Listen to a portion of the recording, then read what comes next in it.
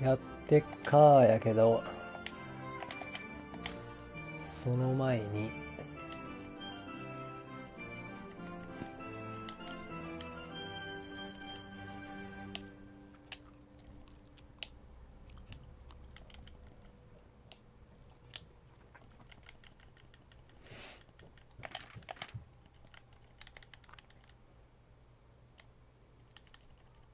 あれこれは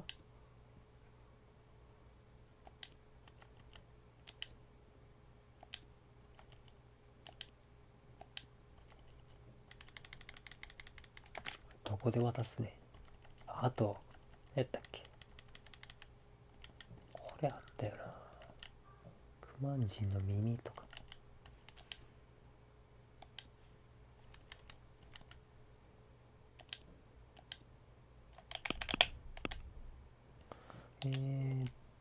まあ尋問するとかやね。偽造通貨の犯人が見つかってからの尋問のとこやけど、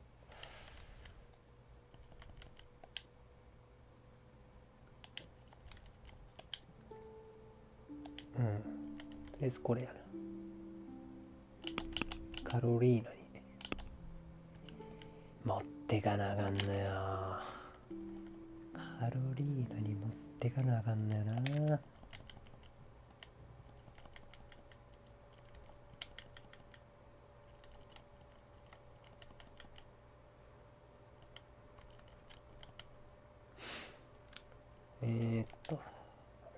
いな。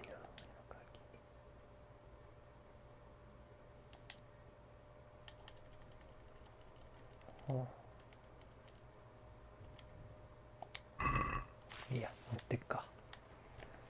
で、なるほど。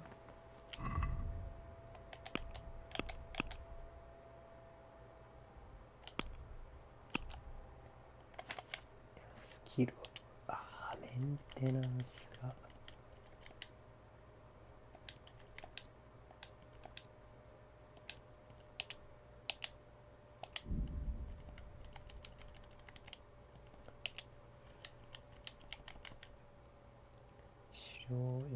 錬金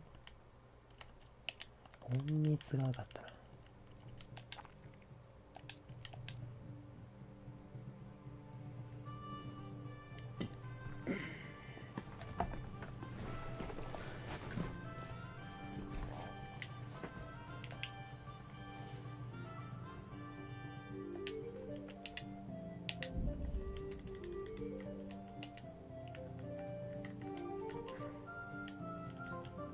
犬使い。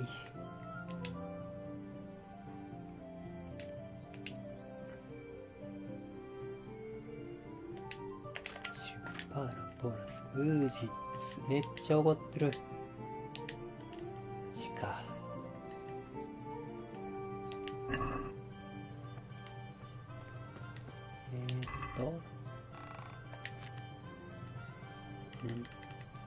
絵画。鍵不要の解錠術。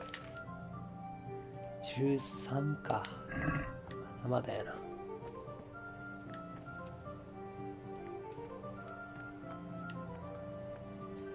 まあいいわ。武器でも研いどこ。武器でも研いどこかな、これ。研いで撃ってみたいな。スコー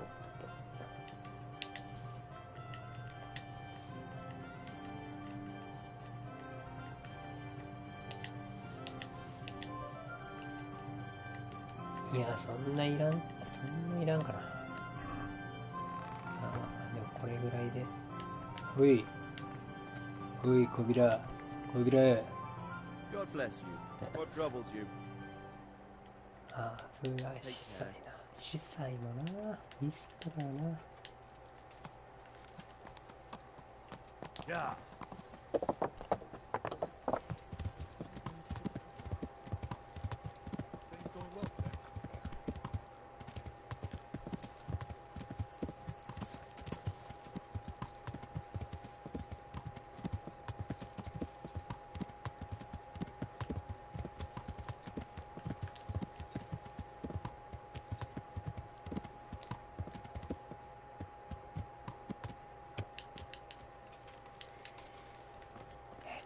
と今まだもうちょいやな。ちょいかな。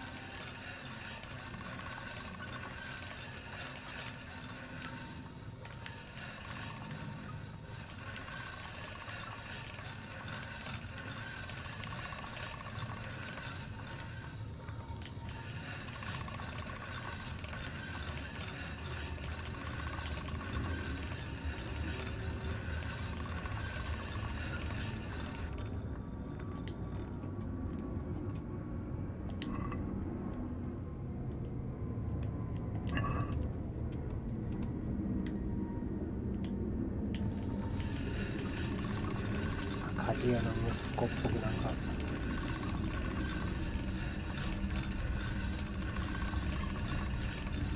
研いでるけどね。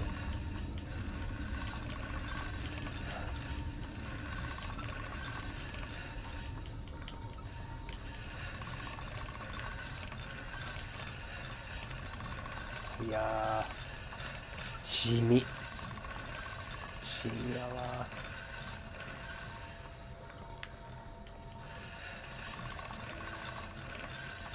お金のためならじゃあ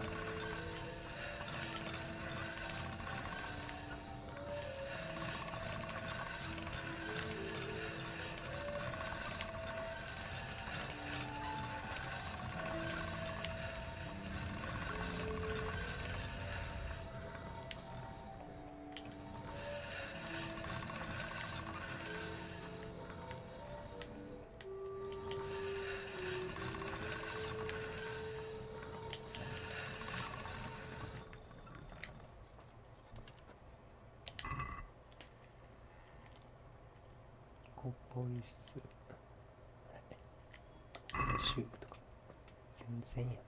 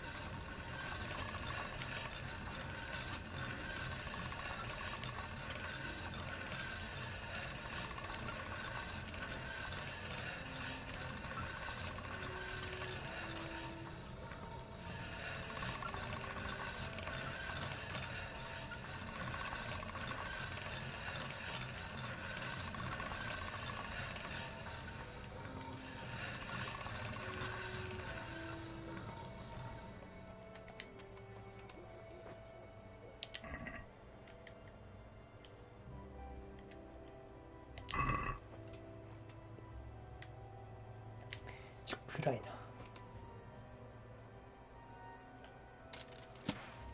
違う。何してんねん。あれ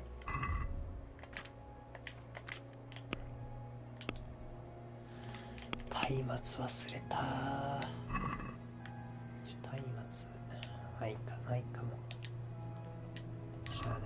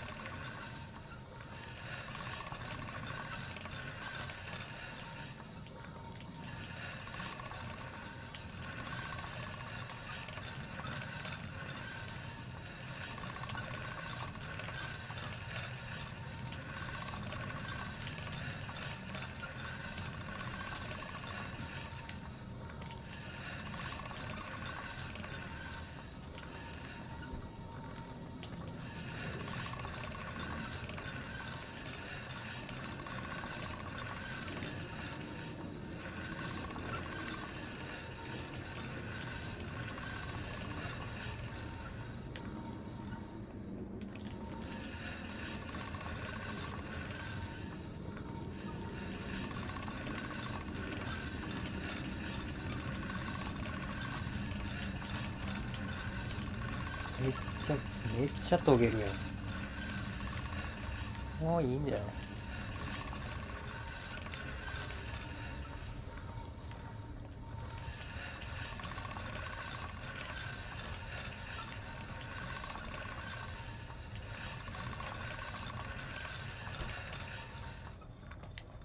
いけたかな。ああ、いけてんね。オッケー。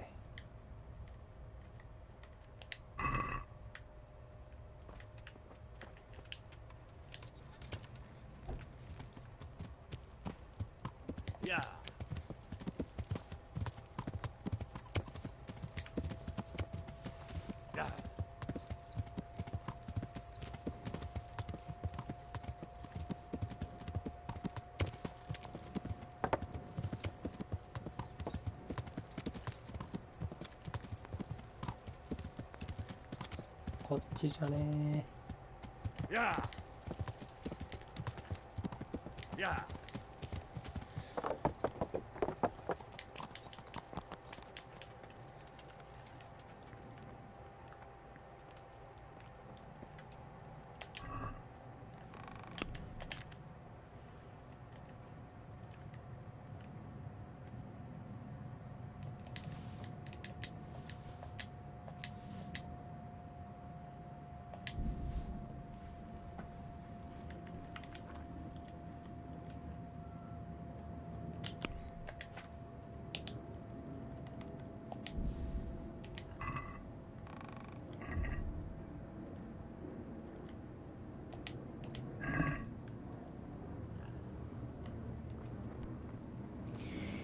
し。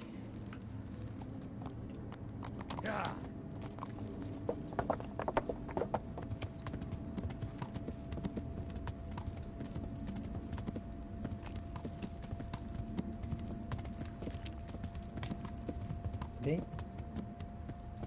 ここか。この上か。おるー。あれあれ、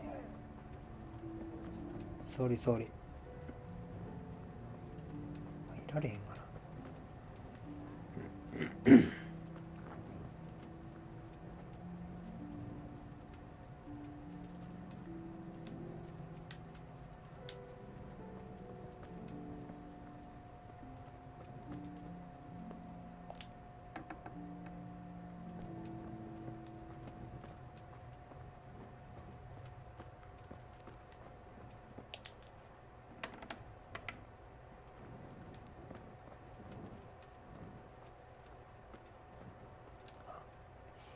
けんじゃないこれ。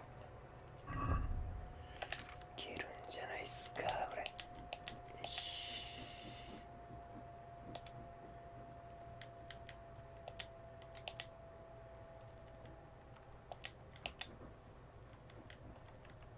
9とか。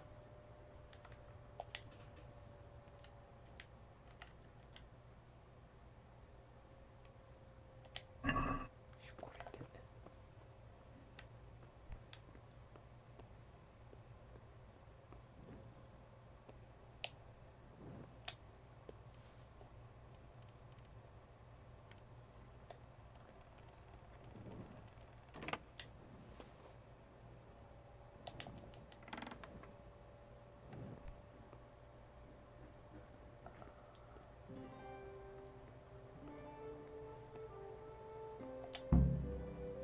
OK。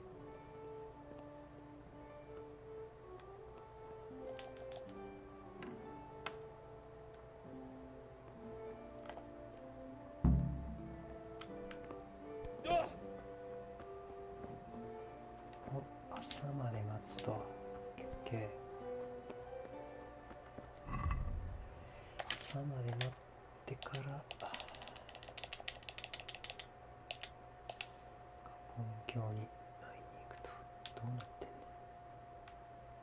OK。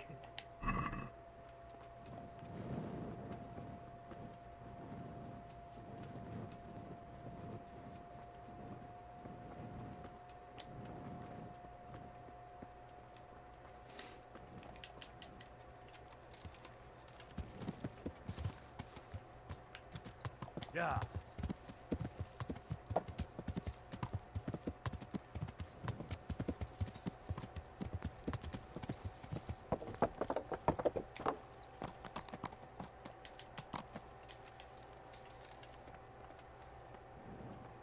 ああ、今のうちに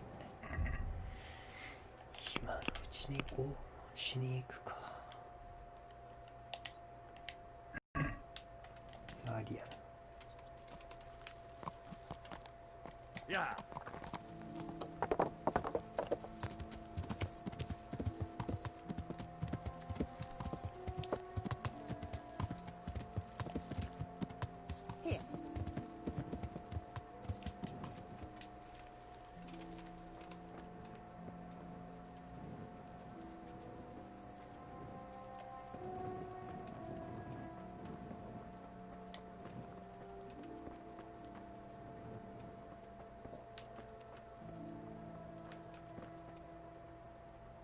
来てるか。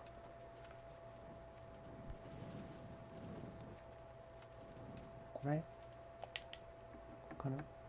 全然違う。全然違うかった。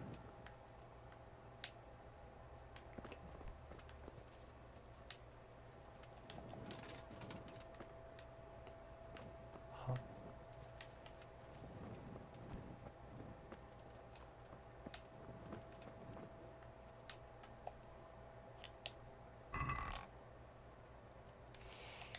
知らん。ここか。あれどこや。え、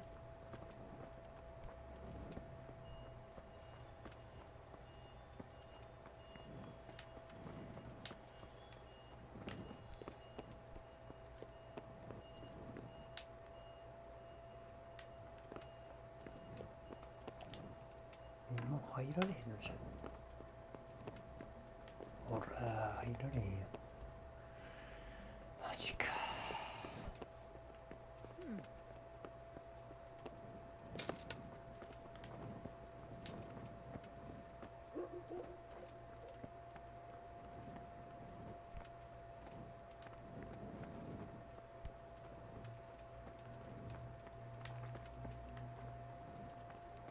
待機しとくか。いやー長い。待機長えな。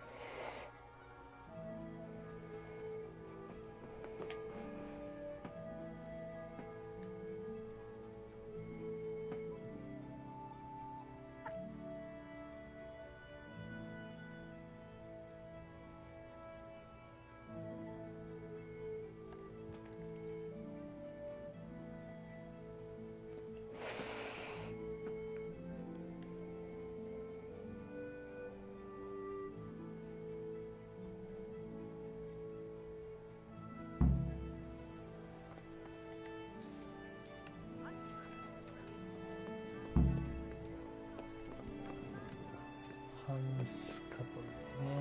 あれ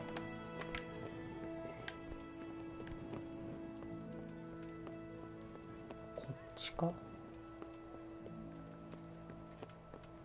いや立ち入ってるとか言われてし。違うんかい。どこやまして。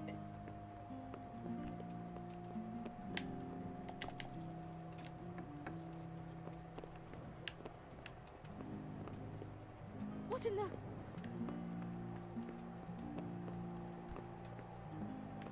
あら。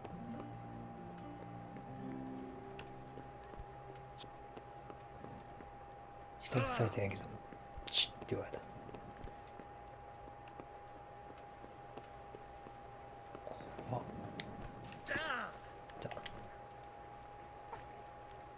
God's blessings. Master Bailiff? Nothing of interest. なんか違う違う違う違う、何してんねん。直して直して。 OK。 こう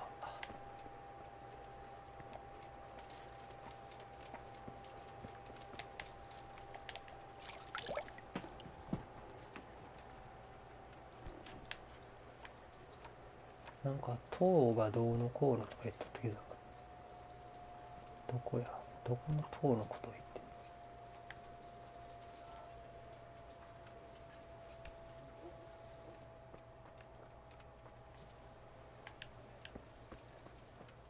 あ、地下牢か。地下牢あったな、そういえば。やったっけ。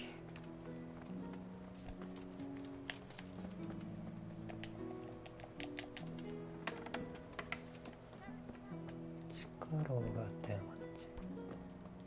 ここかな。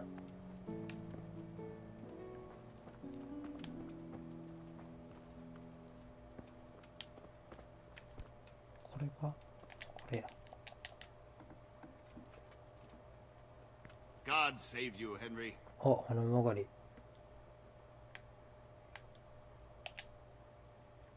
Well, finally, I've had quite a wait. Why do you want to talk to me, of all people? You brought me here. You should consider it an honor. なんで名誉だと。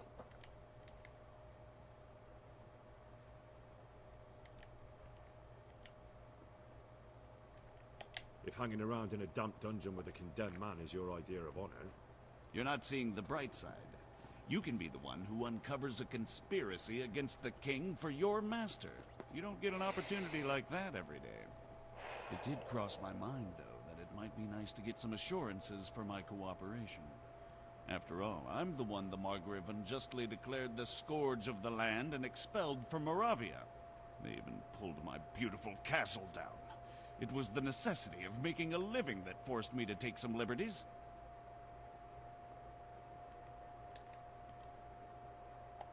Well, I suppose there's some truth in that. I may speak with Sir Radzig and he might pardon you, but not unless you start talking. Very well, ask me anything you want. I won't be obstructive. What I want to know most of all is who's behind it. Who are you making those forgeries for? Do you think I couldn't have handled it all myself? I'm not trying to insult you. It's just not a job one man could do alone. All right, the way it began was I was short of coin, as usual. So I let those crimps in Sasau recruit me. Recruit you into what? I didn't inquire too much. In this business, you don't ask too many questions. But when they found out I wasn't just anybody, they put me in charge of the counterfeiting. A foreigner by the name of Eric gave me instructions. But for sure, he isn't the chief. And there's someone highly placed at the monastery who's mixed up in it too. But I don't know who. How did you come to hear of all this business? I met some old friends in Colleen a few months ago, and they said they were heading for Sasau, that armed men were being recruited, and they'll hire anyone. Old friends? Who were they? Just a couple of brigands. We used to ambush the Margrave's messengers in Moravia together. Nice friends you keep. I was in dispute with the Margrave. A man in my position finds himself mixed up with all sorts. And then what? Rapota and I had been living off stale crusts for a month, so I wasn't going to turn down the chance of work, honest or otherwise. We rode to Sasau and met with the recruiters. Didn't take long to realize I was a nobleman fallen on hard times, not some common peasant. Can you get to the point? Well, they introduced me to this Eric, and he told me what was needed. They set up the workshop, got the men, the supplies, everything.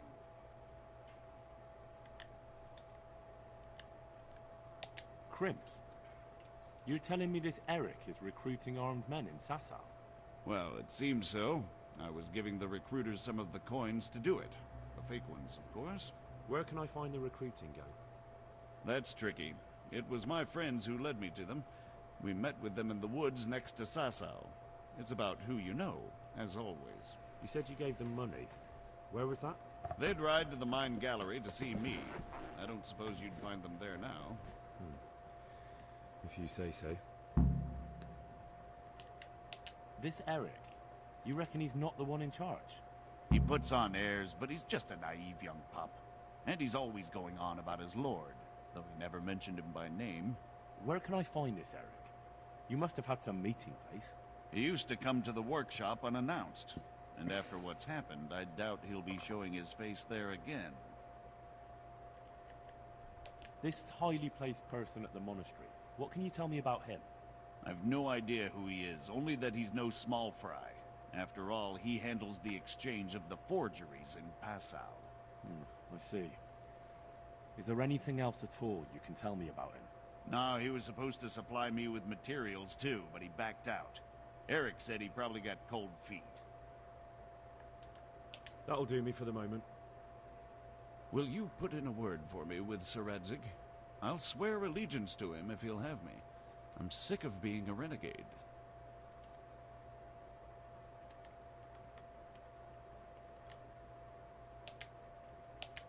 I'll have to think about it.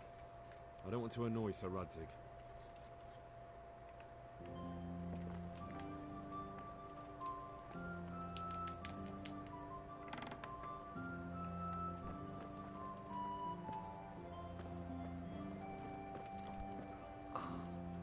誰かおる。誰こいつ。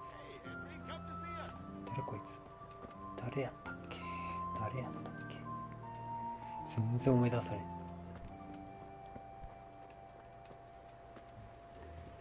ないわ。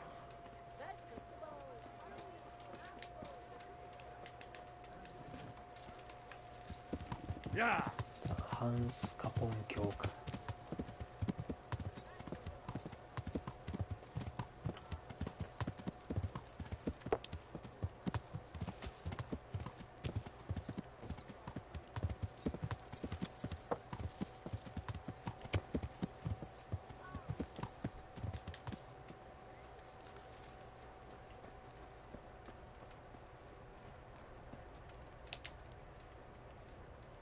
Greetings.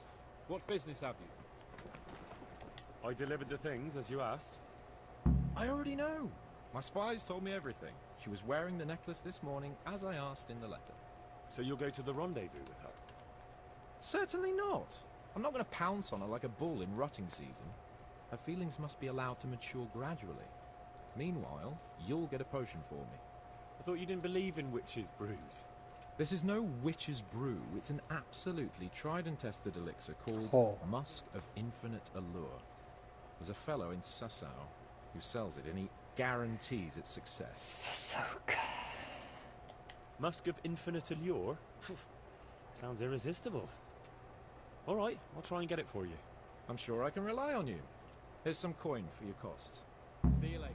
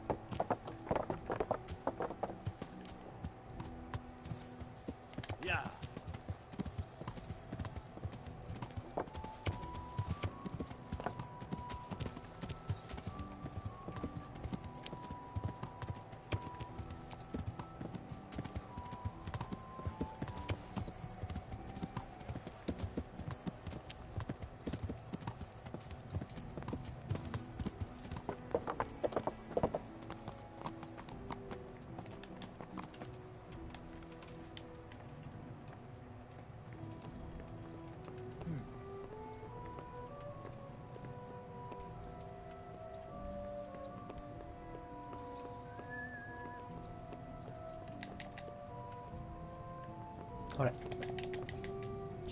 So what have you learned? All sorts of things.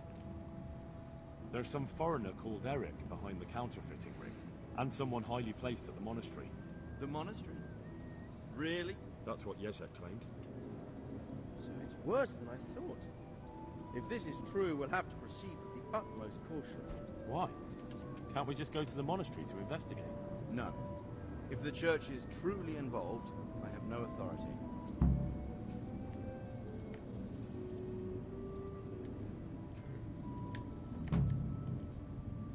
So What will you do? I'll have to think about it. It won't be an easy nut to crack. I'll have to consult with Hanush. And what of this Eric? Who is he? I don't know, but he's recruiting armed men in Sasau and forming an army. Damn! So it looks like Pribyslavitz wasn't the end of it. It most certainly wasn't, sir. And what's more, Sir Jezek is convinced this Eric is only a go-between, and there's someone bigger behind him. You should return to Sasau and take a closer look at those recruiters. If they're going to attack, we must find out sooner than last time. It might not be as straightforward as that. Sir Jezek didn't know them and has no idea how to find them. You'll have to manage somehow, my lad. Don't tell me there's an armed force amassing here and nobody knows anything. Go to Sasau and try to find them. I know Miller Simon at the Sasau mill. There you are. Millers usually know what's going on behind the scenes. Go there and talk to him. Whatever you do, be careful, Henry. And best not mention my name. It would attract unwelcome attention. What we want is for the crimps to take you for just another village lad they can lure into their gang. All right, sir. I'll try to blend in as best I can. I know 潜 I'm 入 asking, 捜査的な。 but I know of no one else who can help as much as you can now.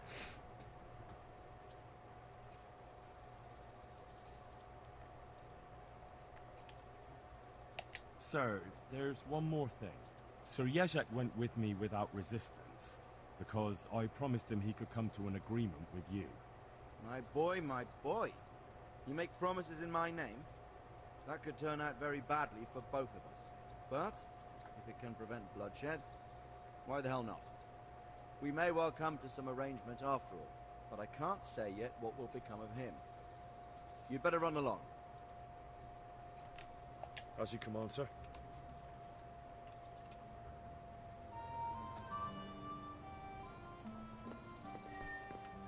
評判はちょっと下がったけど、まあいいでしょう。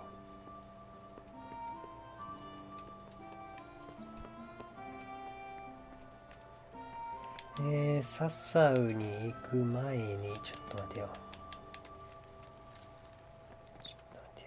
なんか撃ってから行くか。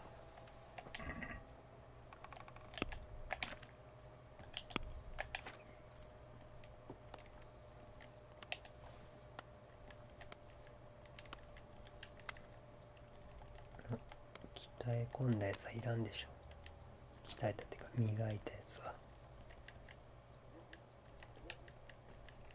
スカリツの盾。ゴーハンマー。メイス。メイスある。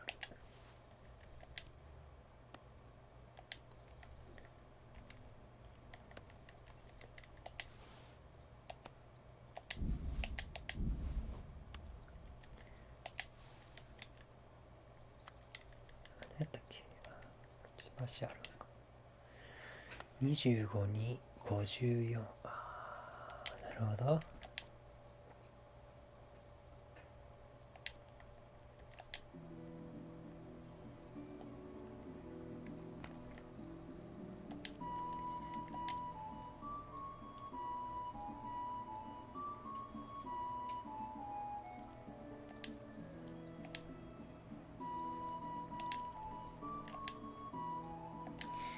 なるほど。どうしようかな。反撃。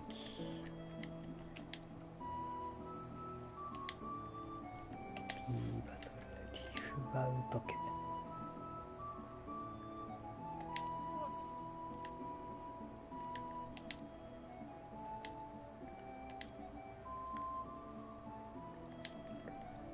68、55。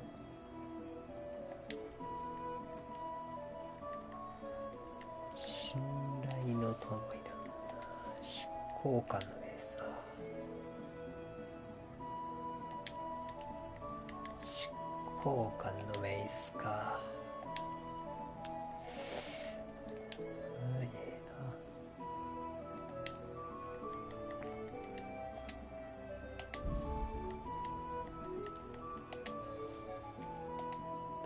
探検も一つぐらい予備でとこうか。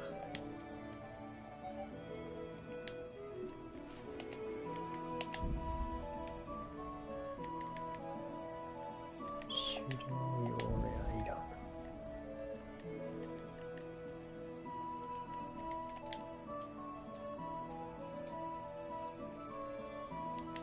サーベル。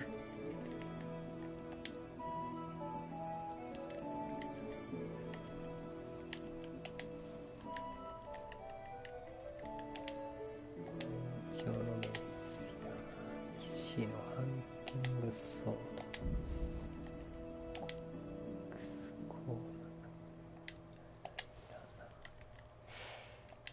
デュエリスト。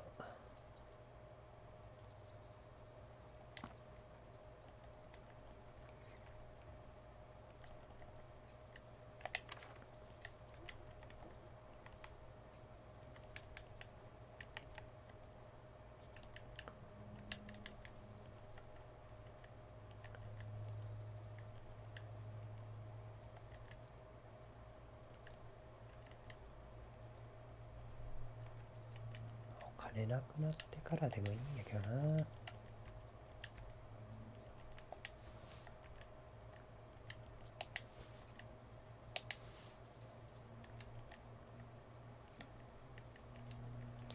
イラノ式キュイラス。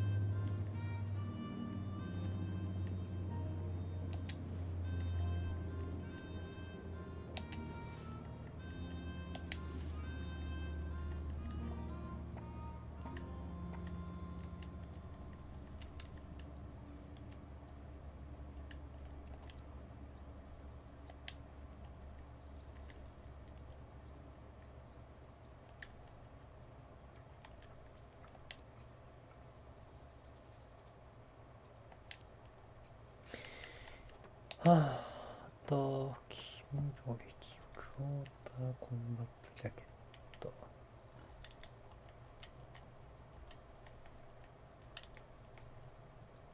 とは大丈夫かな。ネックレスめっちゃある。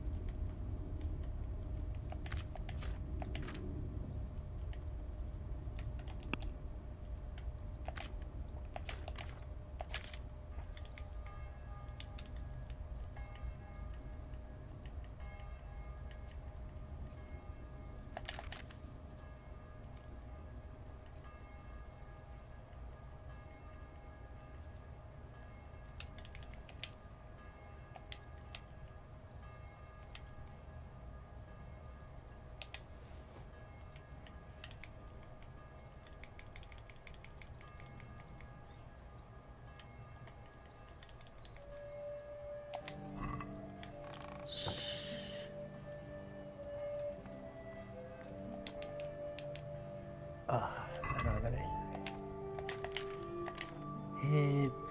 とあれ縦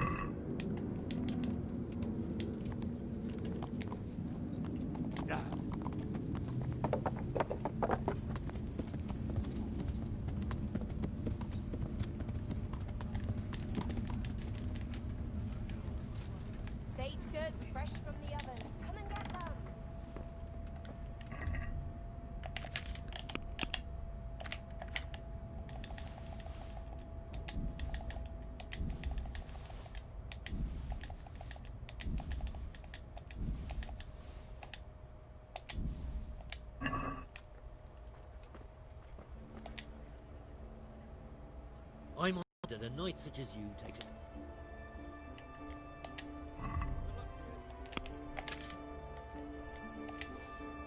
うわ、全然買い取ってくれへんやん。ああ、評価低く。マジかよ。評価低く。評価つか評判。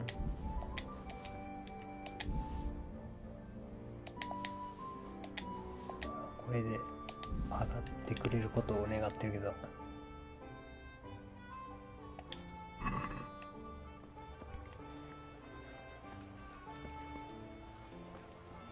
Baked goods fresh from the oven. Come and get them.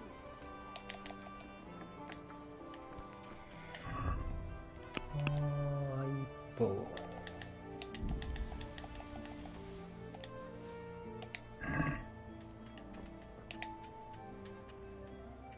I'm at your service.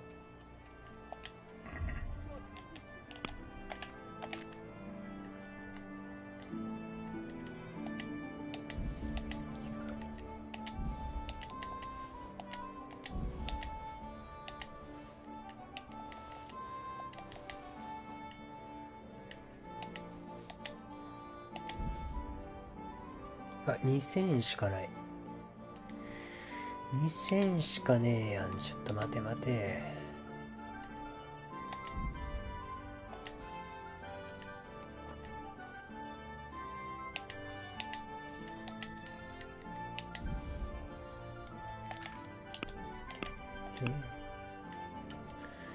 マジか。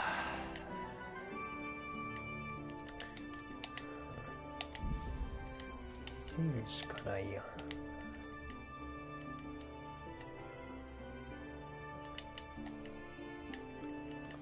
それやったらどうしようかな。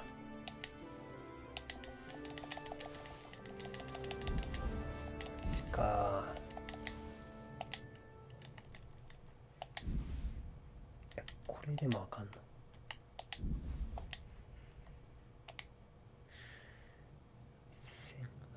1800。 I'd like to discuss the price. All right, so.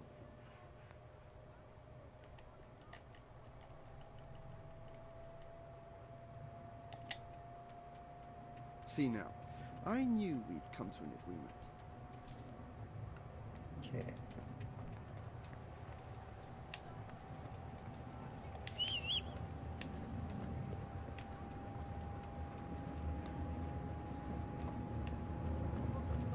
これよし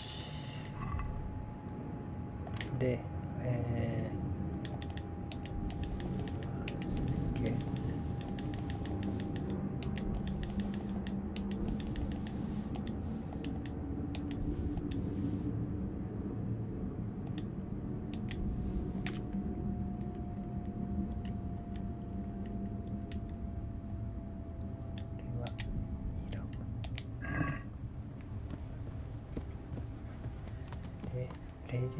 レデチコ行くか。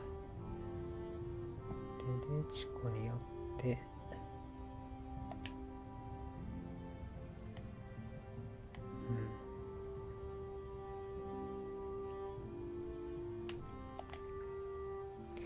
服屋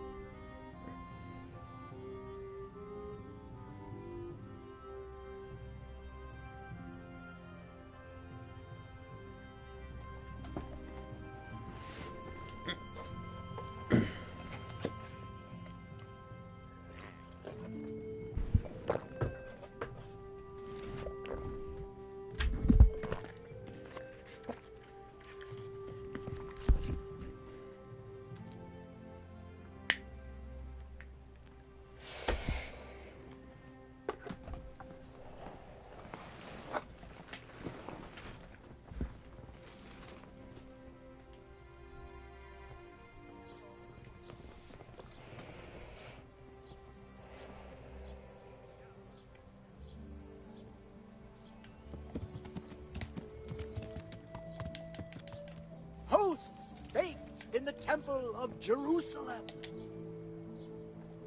Well, well, who have we here? Ah, the prodigal son returns. I knew you'd come back to me one day. Let me guess, you saw it in a dream? I knew you were going to say that. But I had a divine revelation. That next time I won't be around to pull you out of the shit. Oh, well, I am sorry. But these things are sent to try our fortitude in the face of adversity. I'd like to try your fortitude. I've heard you know of some irresistibility potion or whatever it is. Ah, naturally. Musk of infinite allure. An age-old recipe, maybe even older. Tested by Moses himself. Moses? How do you think he managed to get his people to follow him through the desert for 40 years? It's extremely potent. Yeah, so it would seem. How much do you want for it? Who do you take me for? The wisdom of the ancients isn't something that's bought and sold in the marketplace. Did Jesus charge for his miracles? But since you ask, how about this much? いや、高すぎる。 What? That much? You're a crook. As King Solomon said, honesty is for those who can afford it. If you'd like, I can mix the elixir for you in exchange for a small favor. Oh, not again. Now, is that any tone to use with your master? For shame. Apologies, Master. I was carried away by my thirst for knowledge. I understand your impatience, but the way to wisdom is narrow and arduous. And leads out the window. そのレシピについて。 About that recipe. Yes, you want to buy it? レシピが2000。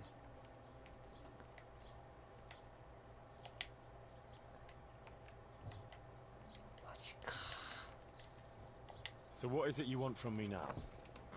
Oh, my dear apprentice, everything's gone to the devil. I'm living from hand to mouth, sleeping on straw, and the local peasants won't buy from me. They say they don't trust me, as if I were some kind of charlatan. Can you believe it? Does this look to you like the face of a swindler? I'm an honest trader in sacred goods, whose only concern is the welfare of troubled souls.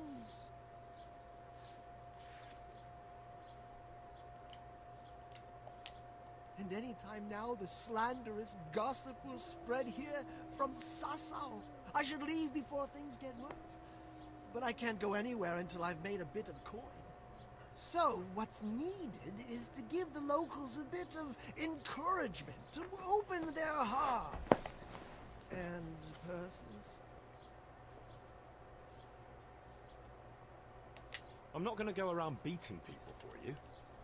What do you take me for? I wouldn't hurt a fly. Violence is for the dull-witted. We must gently demonstrate to them the necessity of buying my remedies. For example, to ward off a revenant. Revenant? What revenant? The dead return from the grave. A corpse that the soul is unable to depart from, which wanders among the living, filled with rage at its wretched fate. Yeah, I saw something like that once. But it was just some drunk going home from the tavern after losing all his money at dice. Don't make light of such things. Now tell me, do you know how to deal with a revenant? はあ。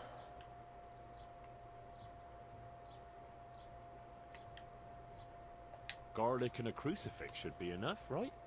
Those are things everyone should have, to repel malign spirits and other evils. You are my trained apprentice, but the ignorant villager is entirely at a loss how to deal with such dark forces.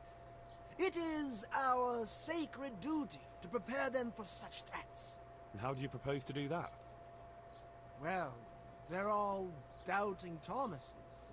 They need proof. We'll need a grave, an empty grave that we can use. There's one along the way to Sasau, but it's got one minor shortcoming. What's that? Well, it's not entirely empty. Not entirely? What does that mean? You have to dig it up first. Why this particular grave? The locals don't like to talk about it, so it's surely got some sinister past behind it. And in places like that, revenants sprout up like mushrooms after rain. Well, if that's how it is, we could open old wounds. That could easily set people against us. Again. Then it would be best if no one could connect us to it, wouldn't it? But that's a sin. Refusing to help the needy is also a sin. I haven't had a decent meal for 40 days and 40 nights. My conscience is clear where your stomach is concerned. Disturbing a grave is a grave sin. Grave is not in hallowed ground, so that's hardly worth one Lord's Prayer in penance. I asked a priest once, just out of curiosity.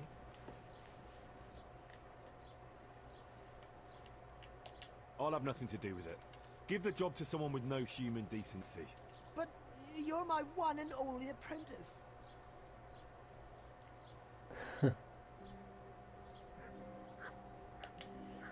なるほど。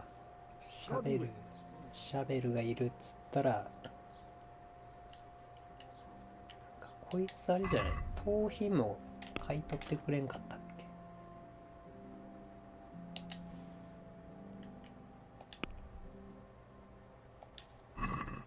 買い取ってくれた。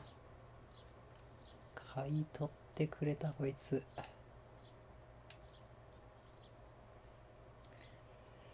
ただ400そこそこしか持ってなかったな。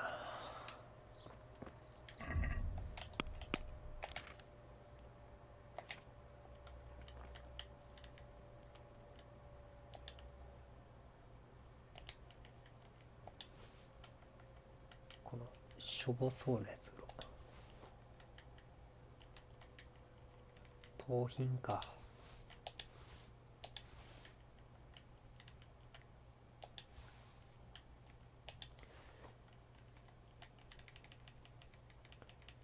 ぐらいかな。いや、まだあったわ。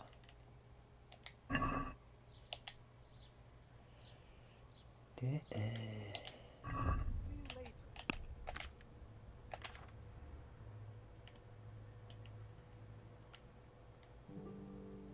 も300。全然やな。全然足らんやこいつ。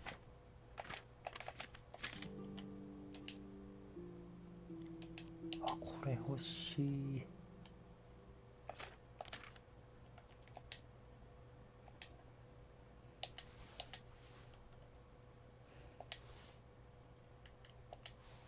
このわけわからんのかっていうか。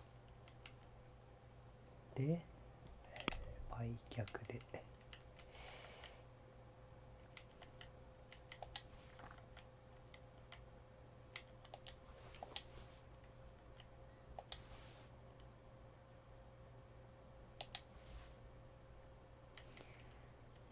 140。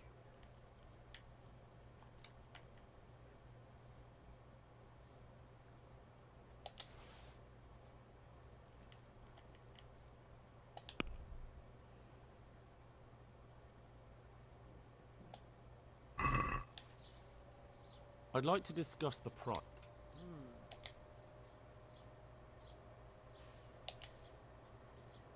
Here, with a little something on top for a good measure. Thanks 1,000 times.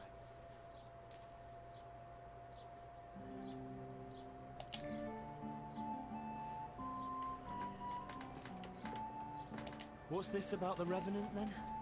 I knew you wouldn't. I'll need a spade, then. Yes, dig it up and remove the remains, leaving no trace. And what am I to do with the remains? Keep them. Human remains are always handy to have around. Great. And how do we spread the word of this Revenant? There's a gossip in every village. Here too, a woman who'll spread news quicker than a dozen messengers on the fastest steeds. And what am I to tell this gossip? All you have to do is casually mention the empty grave, and before evening, I'll wager the whole village will know about it. Where does this woman live? The last house on the left, on the road to Sasa. She was the first person I met here, and by the time I reached the village green, I already had a mob looking suspiciously at me. The rumor-mongering fishwife. And that's all? Not quite. You should ask her who was buried there. So we've got a story to work with. So, dig up the grave, talk to the gossip. And the remains. Don't forget to remove them. Otherwise, no one will believe in the Revenant. I might have known any task for Capon would turn into some insane escapade. Grave robbing. 墓嵐墓を掘り起こし遺体を取り除く。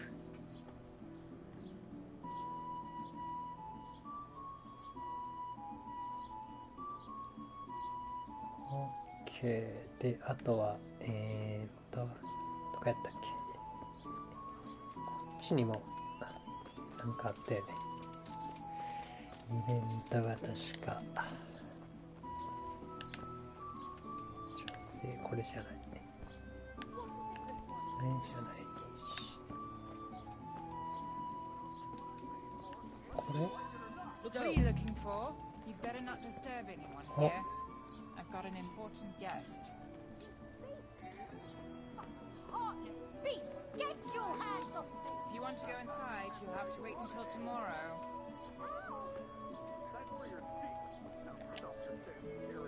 Christ! Is that Adela crying in that room? Aye, it's a bit unpleasant. Unpleasant? That fellow is beating her up. The gentleman is a little on the rough side, but he pays well, and the bruises will heal soon enough. I want to talk to her. You can't now. The door stays locked, and the key stays safely with me. Wait until tomorrow. なんじゃそれ。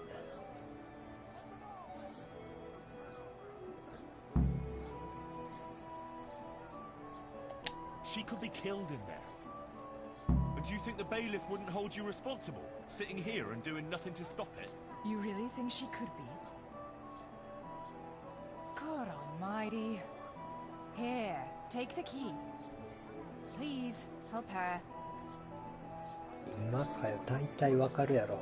Whether you like it or not. Come here to me, kitten.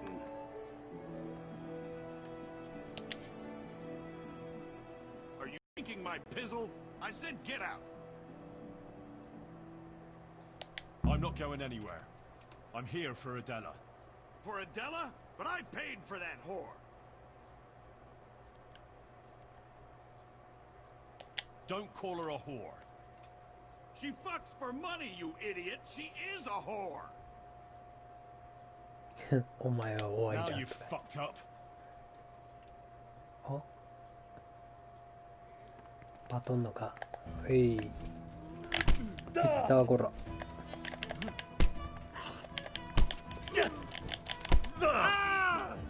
危ない危ない。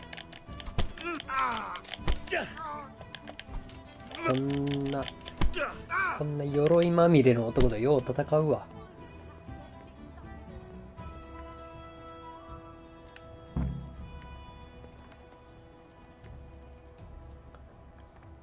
あれ。 What a mess! Couldn't you just have talked to him? I should never have let you in. I don't need any trouble. Couldn't you have gone and sorted it out somewhere else with him?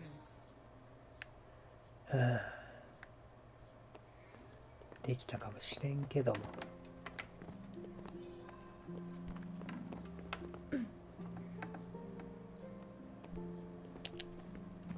近い近い近い近い。虫かよおい。ありがとうございますやろ。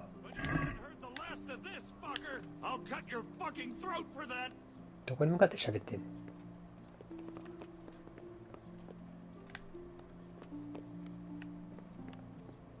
料理してる。What in God's name have you done?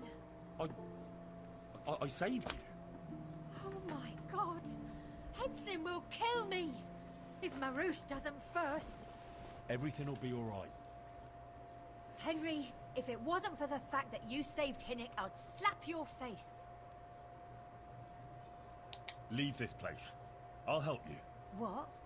Why? What are you on about? You don't have to live in this rat hole anymore. We'll leave together. Who gave you that idea?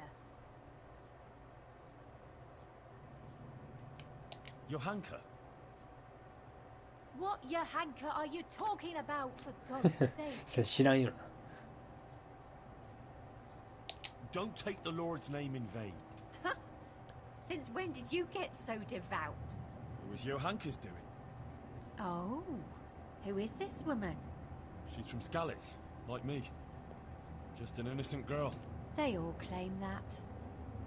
But she really is. How could you know that? Because maybe the Virgin Mary speaks to her. What? The Blessed Virgin started visiting Johanka in her dreams. Visiting? Well, that's how Johanka put it. Like visitations in which she spoke to her. But why would the Virgin choose her to speak to? It was only on account of her that the wounded from Skalitz got to Sasau. Although they didn't have it easy there either. I heard they took them in at the monastery. Aye, but they didn't exactly bend over backwards to help them there. Johanka had to take care of them on her own. Most of them wouldn't have lived without her. But when I came to see her the first time, after Skalitz, she was destroyed. And they wanted to drive her out of the monastery. She could have just gone. But she didn't want to stop helping the others. But what's any of that got to do with me? It was Johanka who sent me to you. She had visions at night. And according to these visitations, she believes she has a duty to save sinners. And you believe in these visitations? 信じて言っとかないとあかんかな。 Yes, I believe. I'd like to believe too. Well, why don't you try it then? How? Like I should just drop everything here, pack my things and go off to see someone I don't even know? Why not? It's madness. It's like starting all over from the beginning. And why did you become, A prostitute. Yeah. If you're expecting to hear some touching tale about a poor girl tossed around by fate, you'll be disappointed. I didn't want a husband, and I needed money. So just for money? What do you think I do it for? Love? Have you got a problem with that? No. Everyone has to make a living, but you don't have to be a bath maid. So what else should I do, in your opinion? You can just find yourself a different livelihood. Why? What's wrong with the one I have?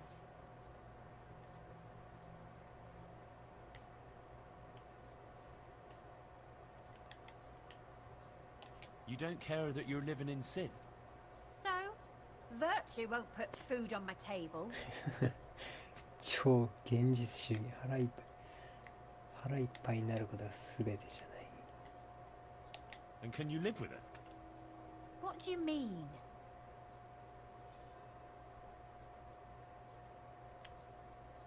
Are you able to respect yourself? I have my pride. Good for you. But don't you want something more? Something to make you really proud of yourself? Well, maybe. But what? Haven't you ever wanted to help others? I don't know if I could do that.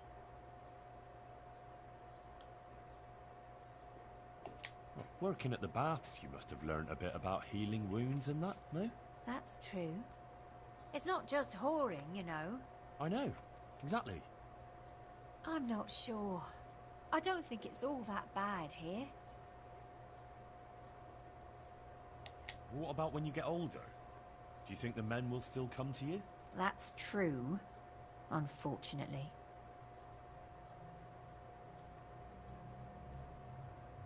You can't go on like this forever. You could catch some nasty disease. What do you know about such things? I've seen plenty, believe me. Maybe too much. Oh, sorry. I try not to think too much about that. Well, maybe you should. The apothecary and Rat Eye could tell you a lot about the ailments people come to him with. You know, you might be right about some things. So you'll leave it? But how?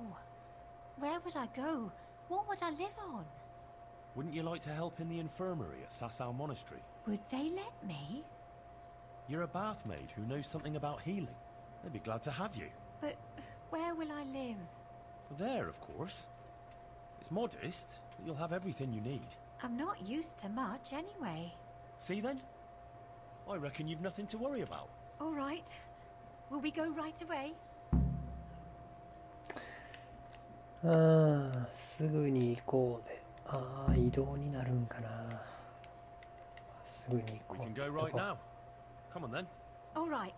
I'll just say farewell to the girls and pack a few things. Mother of God.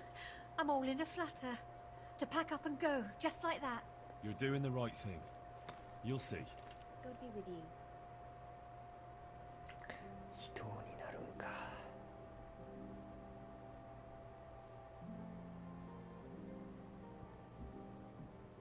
おっと、これ襲われるやつやん。襲われるやつやん、これ。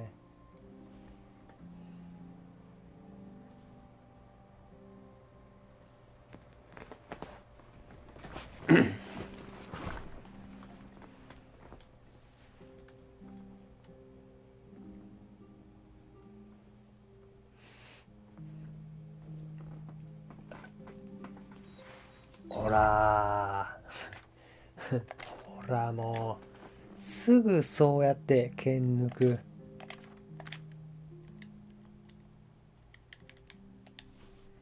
荷物整理でしょ敵を前にして荷物整理で。飯食っとくか、その前に。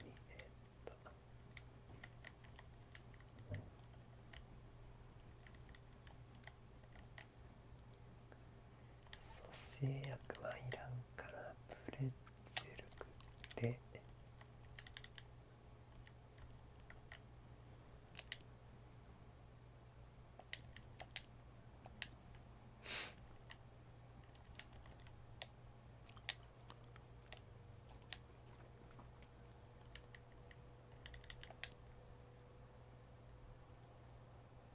若干低下する。これ使ってみるか。これ使ったら腹いっぱいになるな。マジか。まあいいわ。まあいけるでしょ。I told you I wasn't done with you yet. I'll hang you up by the balls from the nearest tree, and then I'll get what I paid for from that market. The answer to my prayer. Just when I wanted to vent my rage on someone. 後ろから来る。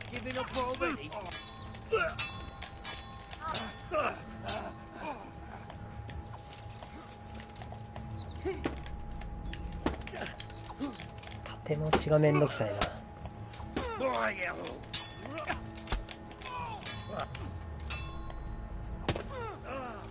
縦持ちめんどくさい。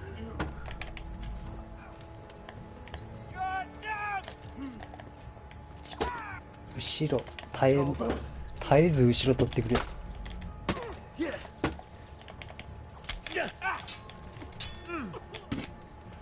お前邪魔すんなお前。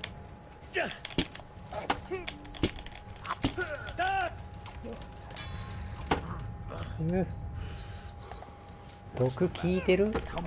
徐々に効いてるな。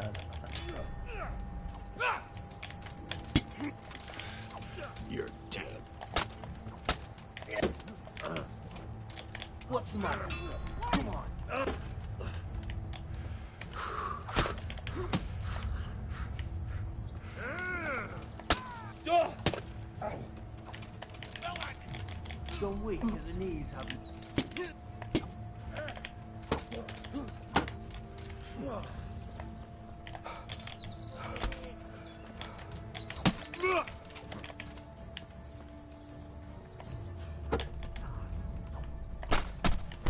だー。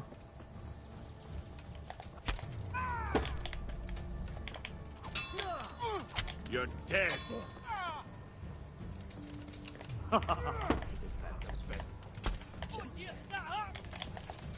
ま、味方にどう疲れとってな感じ。What's the matter?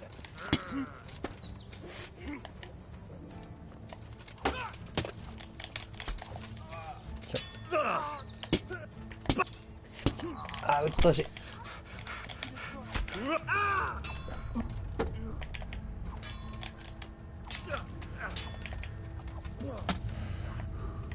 やばいやばいやばいやばいやばいやばいやばい。はい、うっとうしい。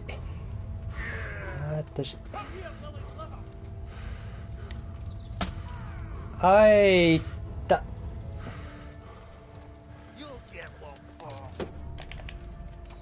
そっち違う。あ、これはアンチじゃないか。いったこら。お前か。Is that all you got?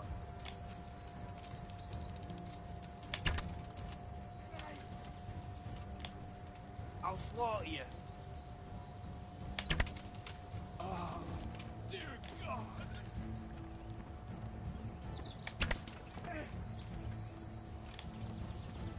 逃げやがった。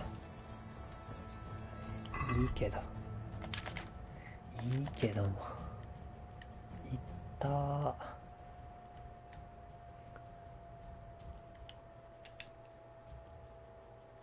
えーっと。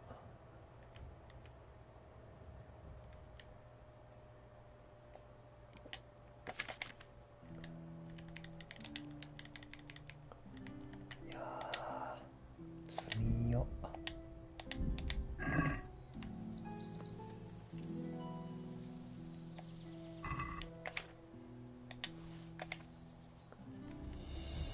あ、あ、死んだ。毒で死んだわ。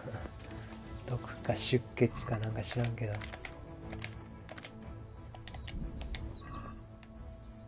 器はいただきます。取られ。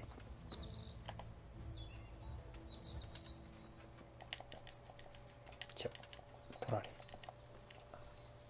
オッケーオッケーオッケーオッケー。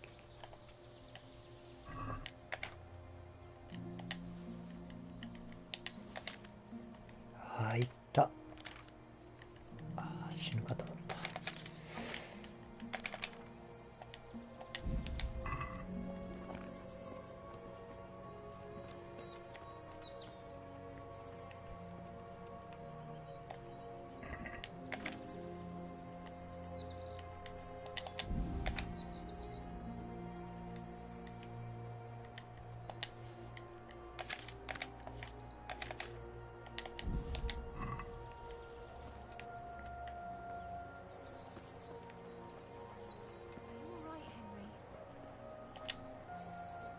Are you alright?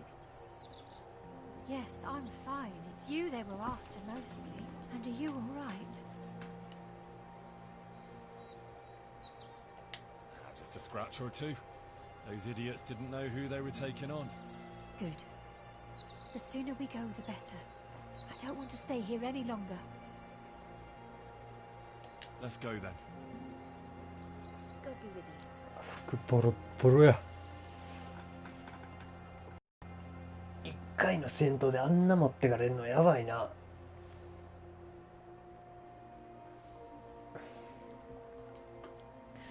てかまた移動せなあかんやん。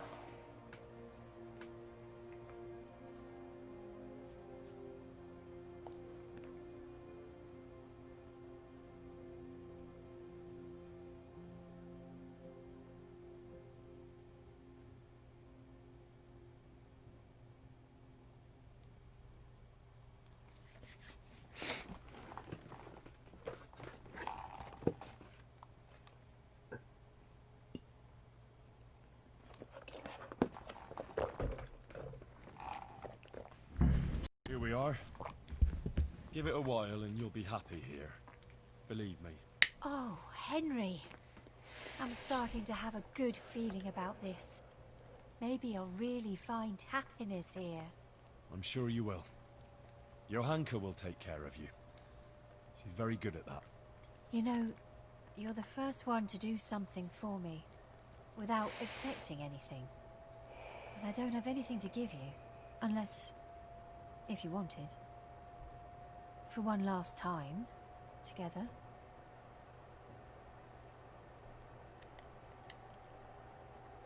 You don't have to thank me, and you certainly don't have to offer your body to anyone.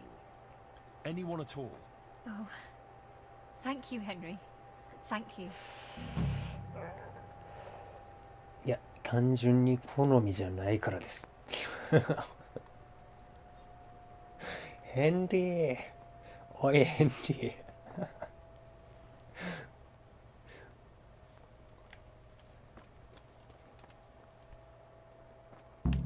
危ない危ない。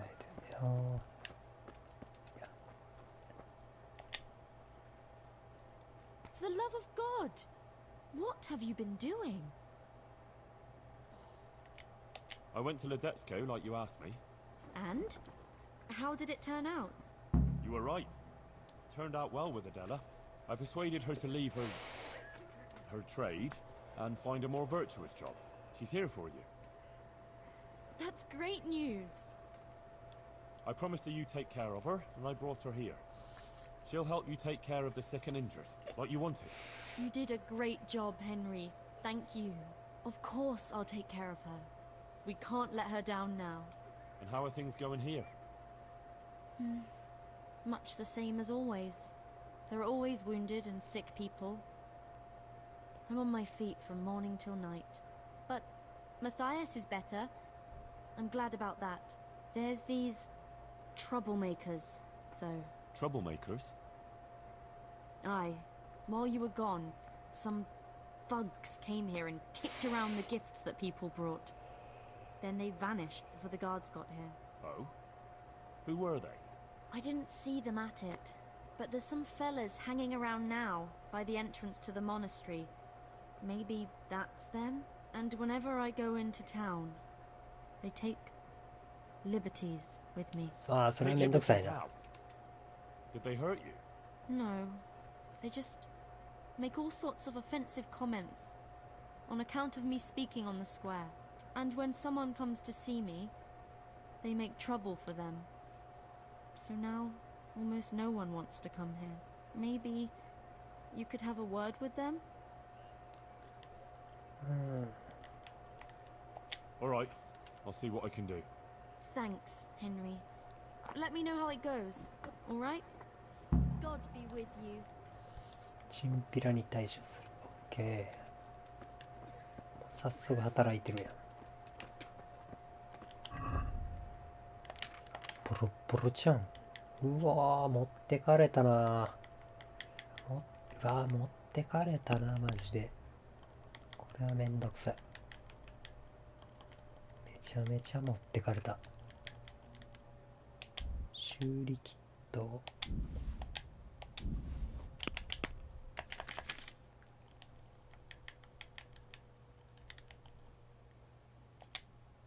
いけるね。OK。これでもな、そんな回復せんっていう。あ、でも修理キットめっちゃいいやん。めっちゃ回復するやん。いいね。違う、間違った。めちゃめちゃ盗んだもんいっぱい持ってるやん、こいつ。助けよ。で、活力がないんか。活力。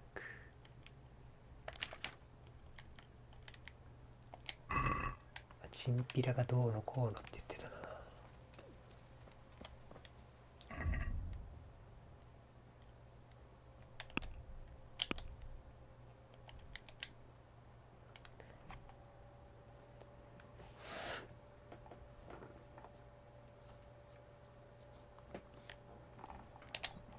消して、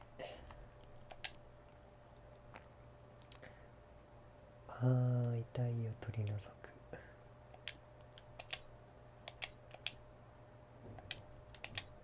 ハンス教のミッションもやらなあかんしな。これ消してこうやな。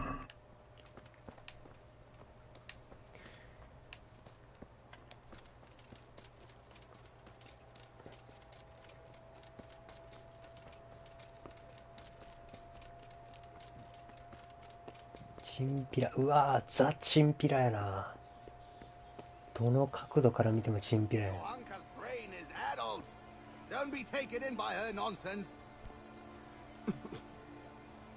え、病気？咳込んだ今。クソぐらい。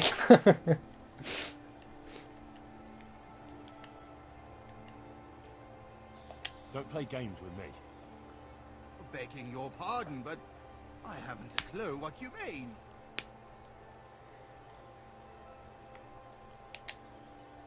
Get the hell out of here and leave Johanka and everyone else here in peace. Got it? Ah, we'd love to oblige, but we really don't feel like going anywhere. Sorry. どこの国も一緒やな、大概。晒し台につなぐ。晒し台につなぐと。じゃあこれにして。 Enough of your nonsense. Clear off. And if I catch you round here again, I'll have you clapped in the pillory. Good sir. Surely you wouldn't pillory simple fellas like us just for wanting to earn a groschen. We'll be on our way, and you'll overlook our little intrusion. All right? Get going. And don't dare come back. Aye. We're going.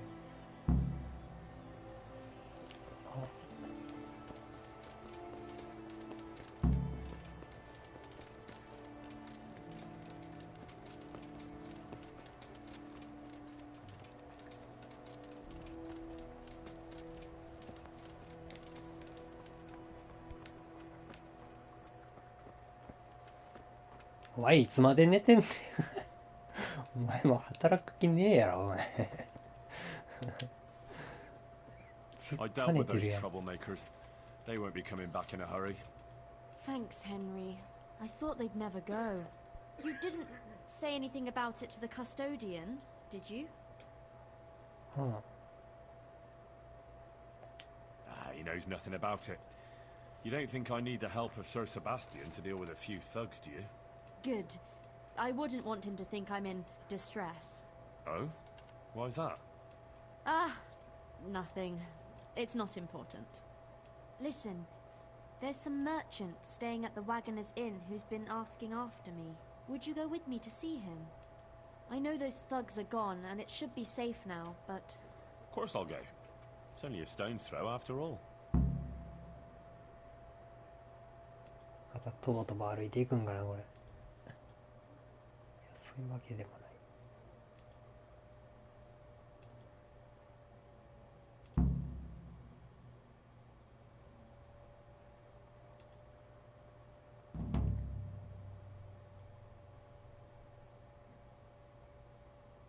長いな、ヨハンカのミッション。Pavel of Kolin, I believe you were asking for me? Thank you for coming, Johanka. I hope you're not offended by this meeting place. I apologize, but I feel a little confused in your presence. It's your preaching. In truth, I don't know whether I'm speaking to you or the Virgin Mary.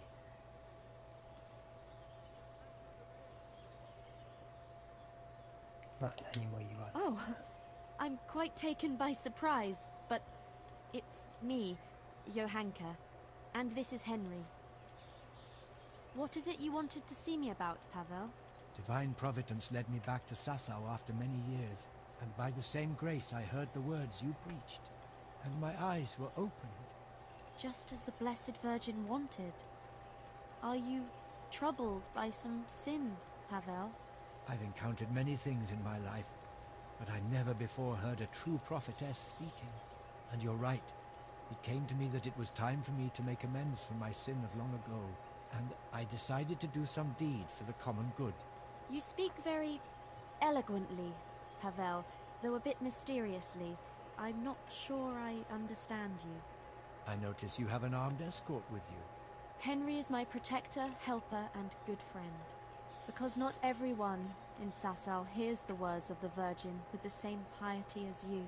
This may be yet another ray of divine providence. You see, I'm looking for someone with an adventurous but honest soul. Someone who would find some wealth that I lost and donate it all to the deserving in Sasau. Aha! Henry here could be just the man you need. Is that so, Henry? You won't find a more adventurous soul in these parts. You speak boldly. That pleases me. Johanka, I'd like to thank you kindly for your visit. I don't wish to detain you any longer. If you feel we've said all that needs to be said, I'll leave you and Henry to discuss things alone. So, Johanka is an exceptional person with an important mission, wouldn't you say?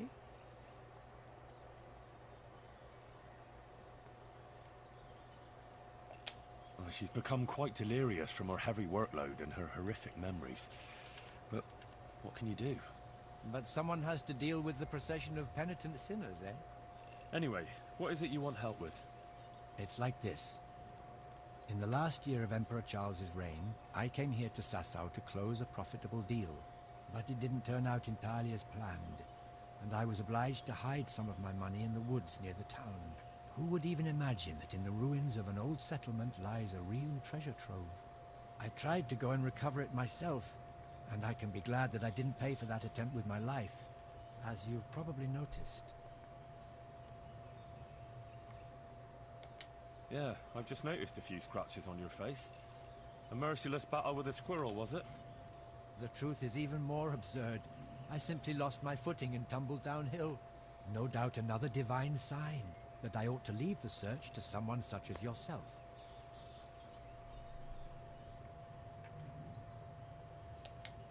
I'm not surprised. Merchants in the wilds are rare species, unlike humans. Where is this treasure of yours, then? I'll describe the way there. You can enter the woods between the quarry and the marshland. You can see the spot from here. There's a small stream that flows into the river. Following it upstream seems simple enough, but actually it took me a long time getting up that slope. As I already said, I tripped and rolled quite a way down, after which I considered it wiser to abandon my search. As if that weren't enough, I lost my hat there. Well, maybe it'll still be there. Unless it's been devoured by some boar with good tasting clothing. Who knows? If you should find it, you're welcome to have it. As you can see, I've already got a new one. Anyway, at the point where I fell, there's a forest track that joins the stream. If you follow it closely, and you'll need to keep your eyes peeled, you'll come upon the ruins of a settlement. And in one of those ruins, the money is stashed. Right, quarry, stream, path, ruins. I should be able to remember that. And I should bring the treasure to you. Actually, I'd rather you made the donation for me.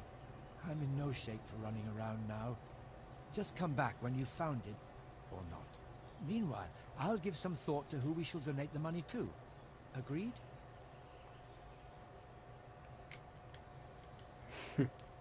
How could I refuse a pleasant stroll in the countryside? I'll be happy to go and look for your stash. You are indeed an adventurous soul, Henry. As I recall, I hid there not only a large amount of groschen, but also something else. Nothing valuable, just a dagger which will be rusty by now. Please bring that to me too, as a memento. Good luck, Henry, and thank you.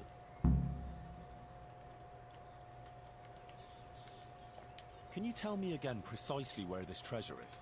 In the woods by Sasau. I can't say quite precisely. It's been a long time since I hid it, and my own attempts at recovering it ended as they did. Most of the way you have to go uphill along the stream that flows into the river next to the Sasau quarry. After a while, you come upon a forest trail that joins with the stream. You're young and agile, so you shouldn't go tumbling head over heels there as I did. Maybe I could go there on horseback. It's not ideal terrain for horse riding. A donkey would be better. Anyway, from there you should follow the trail deeper into the woods. I doubt much has changed there over the years. When you reach a small ruined settlement, you're at the right place. The treasure is hidden in one of the ruined houses. I can't remember which. You'll have to search. Well, couldn't you just donate some other money? It seems peculiar, I admit, but this treasure has more than a monetary value. It's the embodiment of my guilt. As Johanka said, we are those sinners, and we must rebuild those walls. That's why it must be this money, even if it were only 1 groschen. When you were talking about donating the money for the common good, what did you have in mind? The Virgin Mary chose Sassau as the place to reveal her message, didn't she? You don't have to go any further than the Rathaus or the Church of St. Martin. Both places carry the same weight for me. The important thing is, I know Bailiff Hashek or Father Fabian will handle the donation better than, say, the monastery. 診療所、お、診療所はどうだ? Wouldn't you say Johanka's infirmary is working for the common good? Certainly, but its financial affairs are handled by the monastery, which has a very poor record in that respect.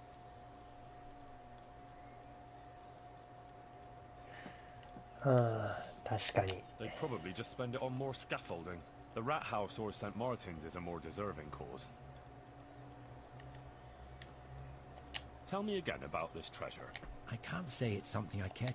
I'll spare you any unnecessary... Many years ago, I was engaged in long-distance trade, and my partners and I made quite a lot of money. I confess that our practices weren't terribly honest. 詳しく知りたい。詳しく知りたい。How's that? Well, we sold short measures of cloth, mixed sand with salt, and gave fictitious origin to wines. We passed off local wines as Italian and diluted the good ones with water. It was inevitable that our deceitful dealings would catch up with us, or rather with me. My associates arranged a deal here in Sassau that they contrived to be the last in my life. I am by nature a cautious man, so I wasn't taken by surprise. I was quite prepared for their trap, so I let my associates get caught in their own ambush. And in case any of them should get out of it, I hid some of the money in the woods. Upon my return to Colleen, the council there accepted the remainder of the money with gratitude and absolved me of any blame. They even allowed me to buy myself a bailiff's office. Since King Wenceslas succeeded to the throne, I have lived an honest life and enjoyed a respected station. For that reason, too, I forgot about my treasure until now. But your deed caught up with you at last. Just so. He who has acted unrighteously must make amends. なるほど。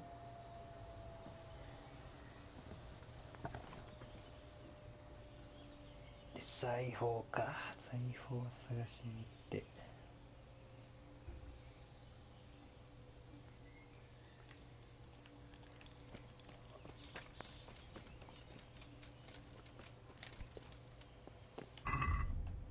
財宝を探しに行けと。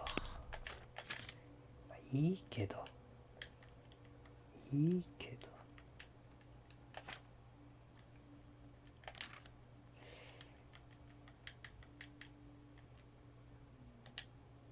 毒塗っとこうこれ。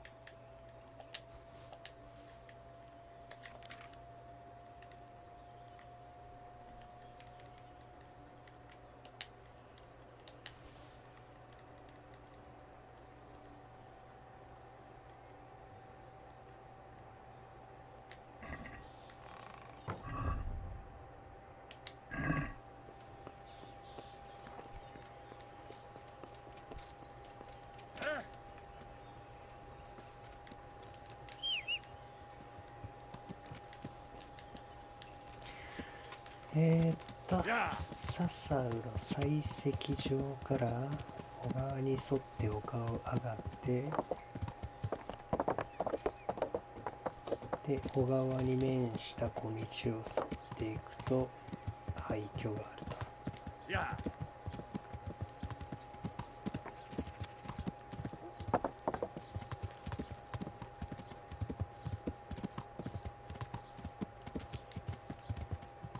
その前に仕立て屋どこや。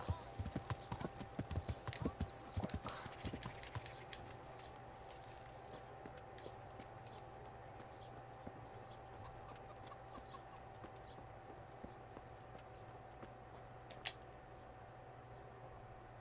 Jesus Christ be praised.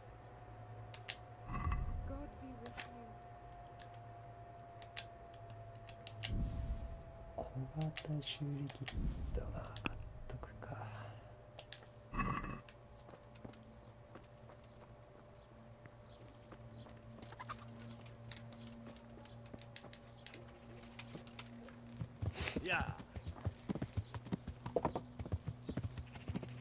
採石場、こやな。小川あるね。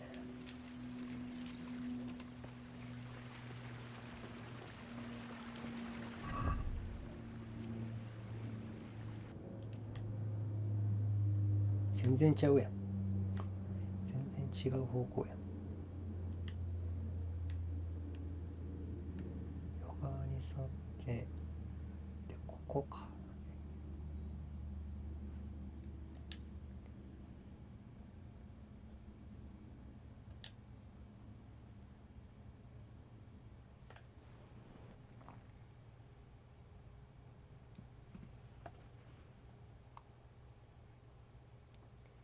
採石場と沼地の間。は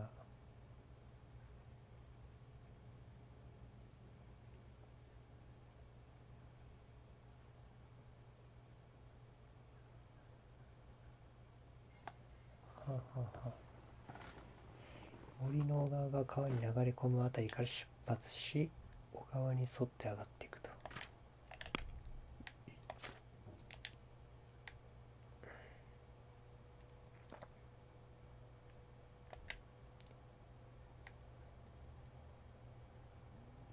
多分これかな。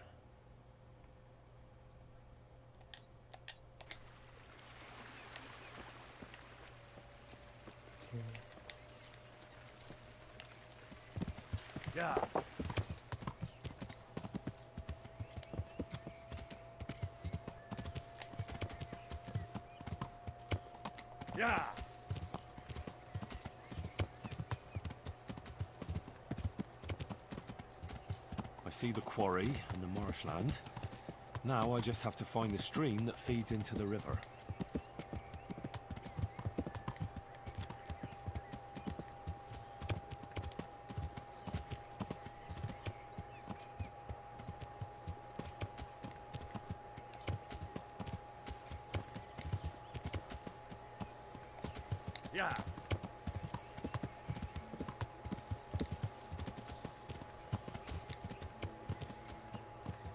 Here's a stream.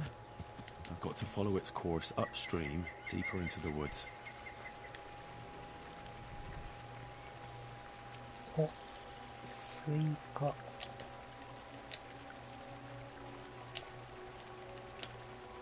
冷やしてたんやろうな。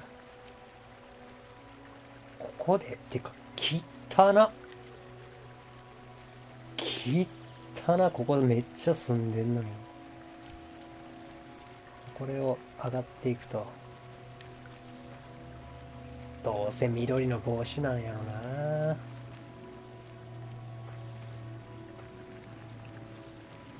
帽子はまあ別にいらんけどな。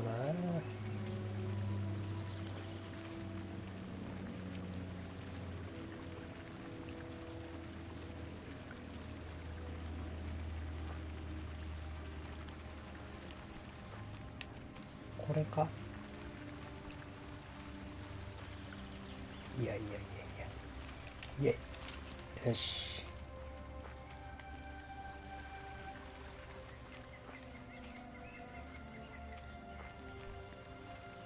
ここら辺で焦げたと。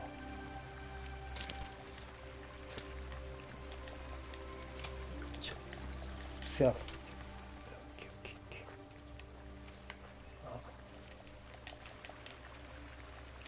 キノコ。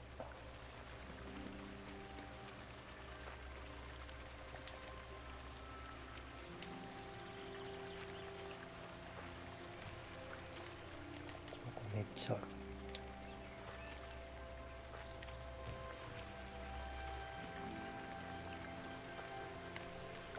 This is quite a hike. No sign of a path yet. It must be further on. あ、重要地点。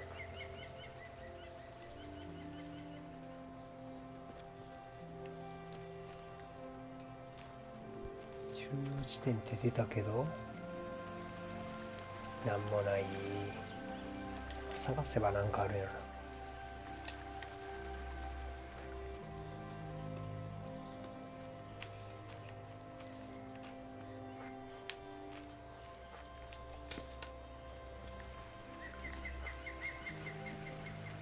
めっちゃ生えてるやん。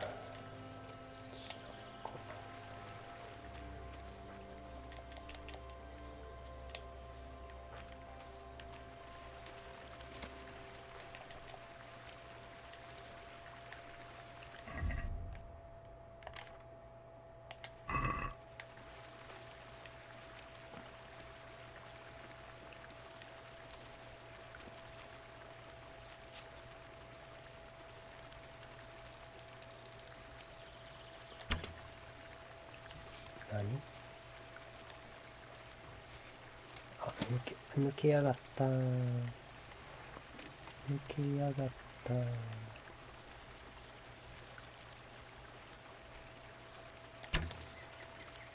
そう。矢がもったいねえな。ないー。てってるー。先めっちゃむずいわ。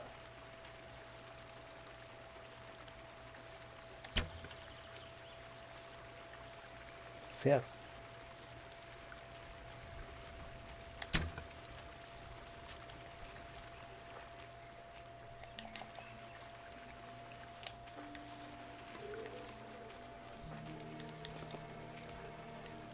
どうせ誰かおるんやろな。どうせ。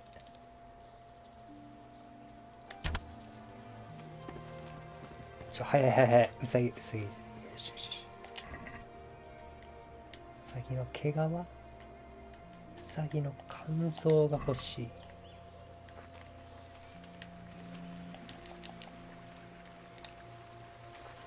肝臓をくださいよ。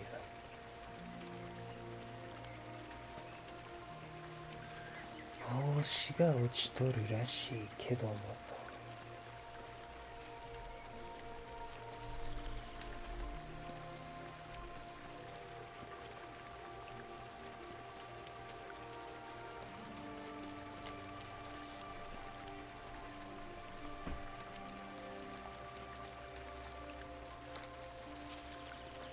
Ah, looks like this is where Pavel went tumbling.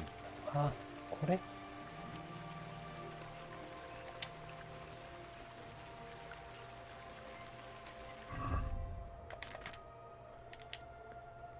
お手製あんま変わらんけど。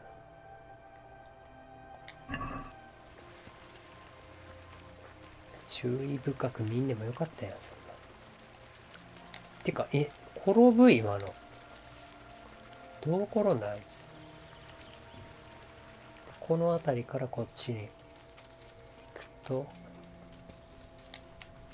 ちに行くと、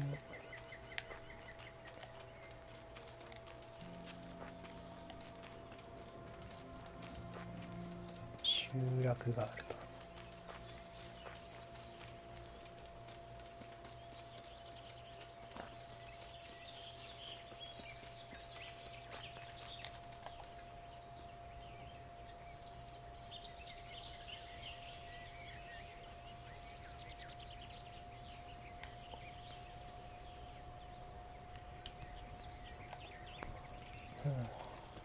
誰もおらんや。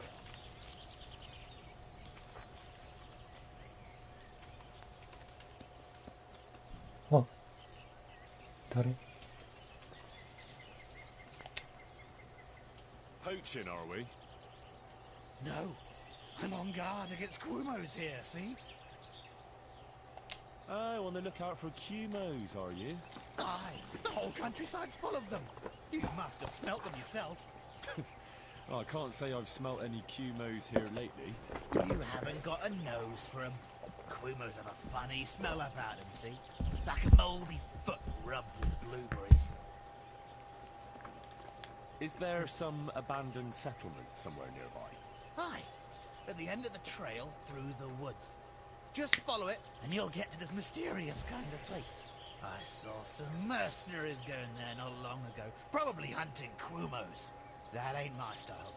I'm more of a sneaky fella. I like to spot them at a distance, or crouch behind a wall. What's so mysterious about this place?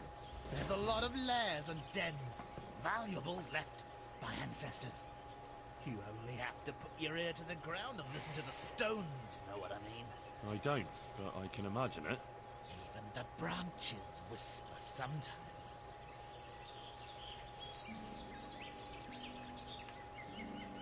まあ、とりあえずなんかおると。あ、そうやろな。おるんやろうなとは思ってたけど。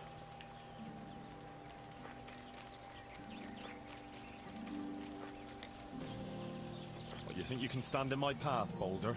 I won't give in that easy. タイムズ。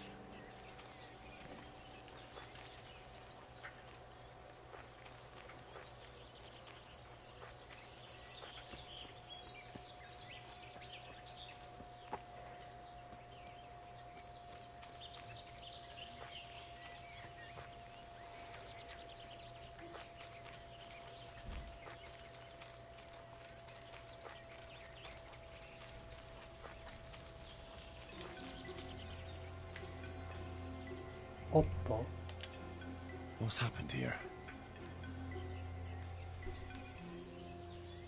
弓、さっきのやつちゃうんかい。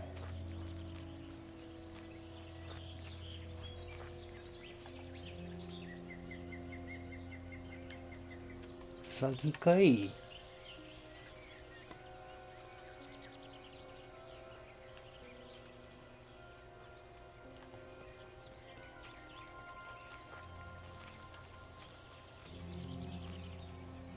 おっと What's happened here? うんま、後頭部や。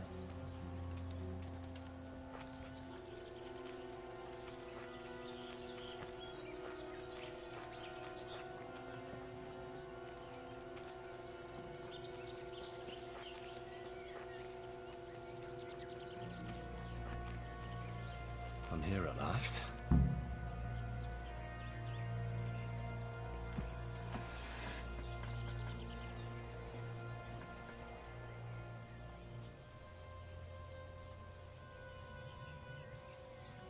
I'll have to comb the whole place.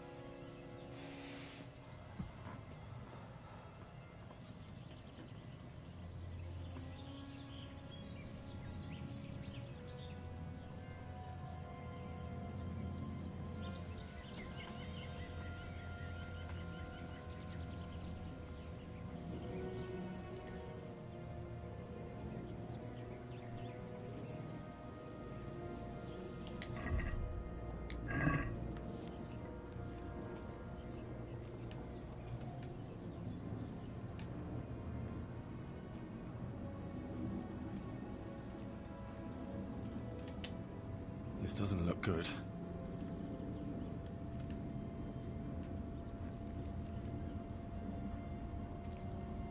おるな。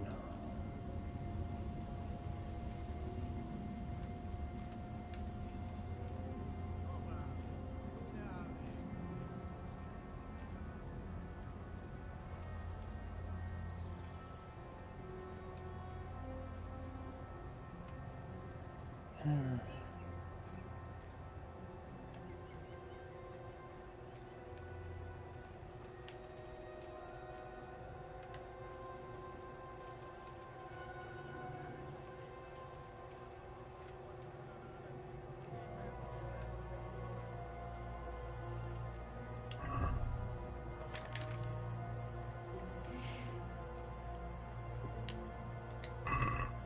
物音がすごいすんねんな。でも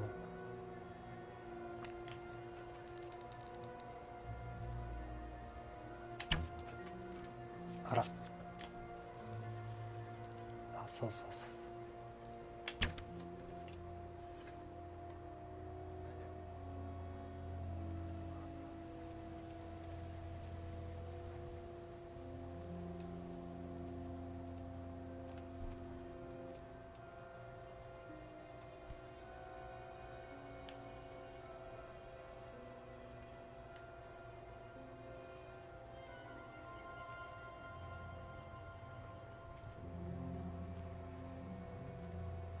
2人おる。1人やな。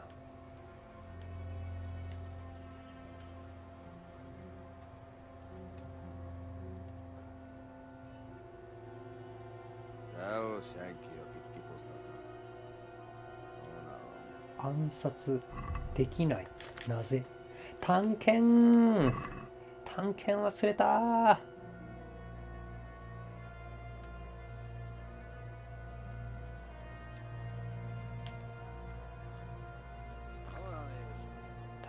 忘れたー。あら。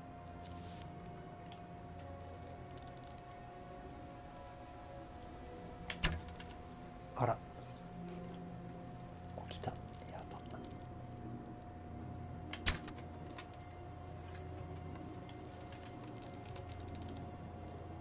見えてるやろ。絶対見えてるやん。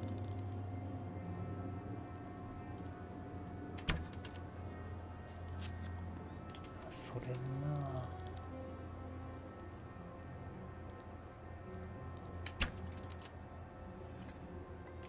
決勝できへんな、なかなか。あ、いった。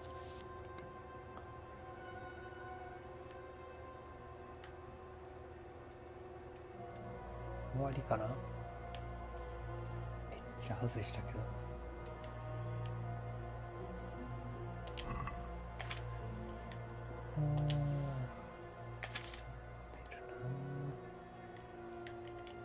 しけてんなおい。しけてるわ。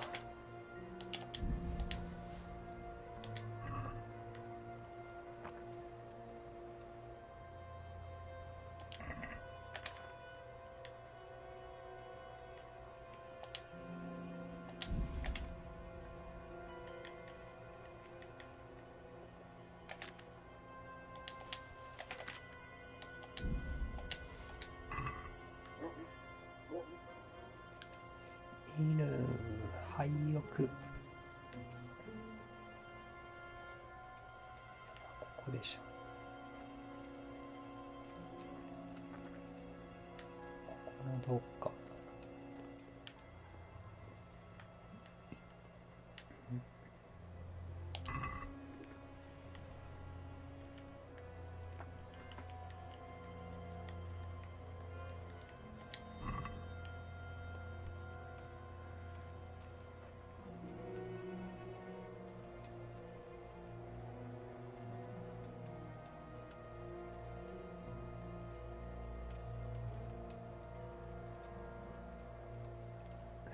じゃないのかな。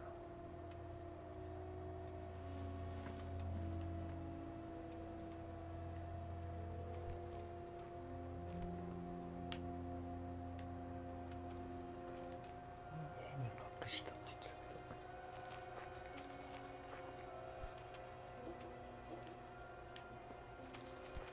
けど、家の中入られへん。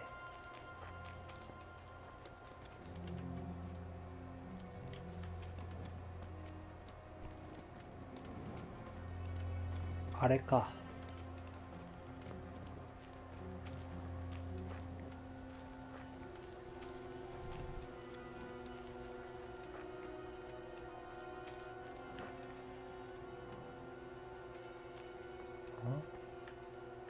ける。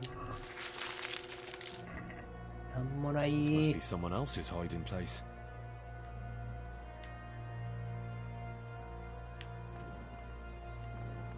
だっけ。ここ一回来んかったっけ。こ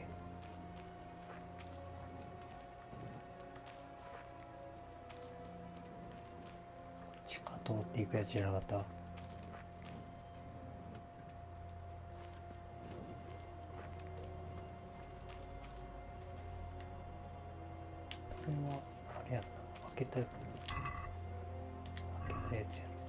It looks like he was sent here by the Sasau custodian.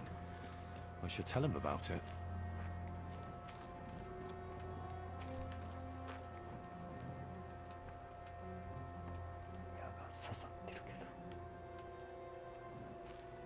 矢がめっちゃ刺さってるけど、俺の矢がめっちゃ刺さってるつか浮いてたけど。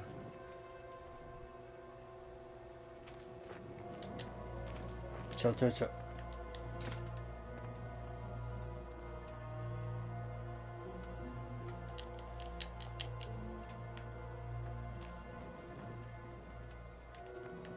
確かどっかに地下の入り口があったはず。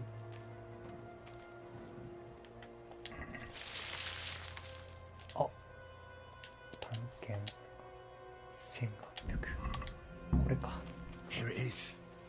Groschen and a dagger.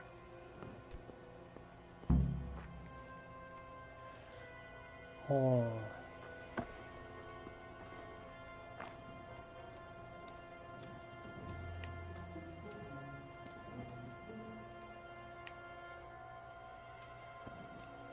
ここ一回来たよな、あれ。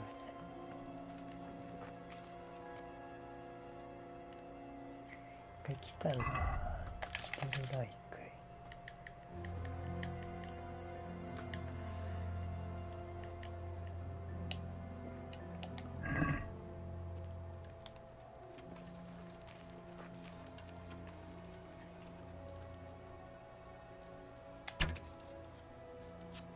せや。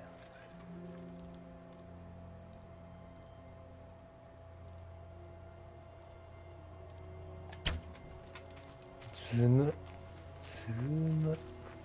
I can't leave the domain without Sir Radzig's permission. あ、そんな端まで来た。そんな端まで来ちゃった。おー。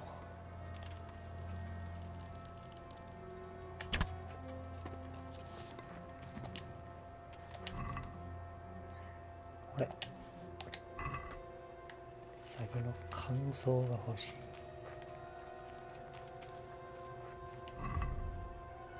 確か肝臓やったよね。野ウサギの内臓。そうか。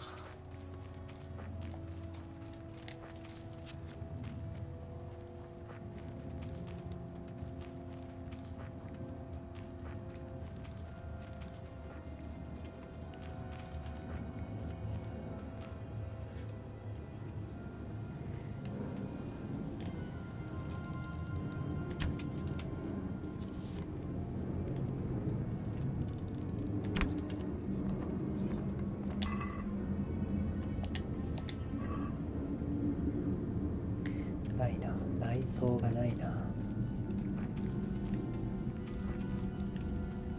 いや絶対言わんけどな。言わんけど、ここら辺地下への道があったはずやけどないんか。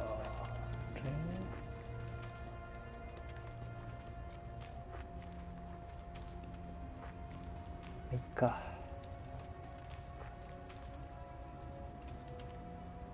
帰るか。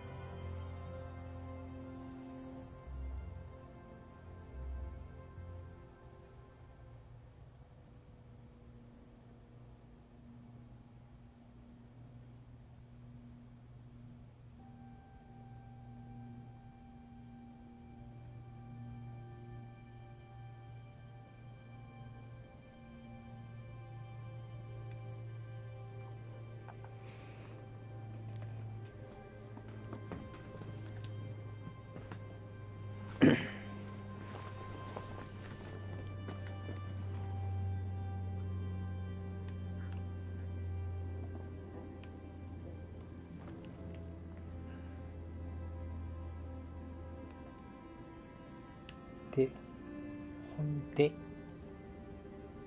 教区司祭執行官どうするか決める。修道院に金を出すと。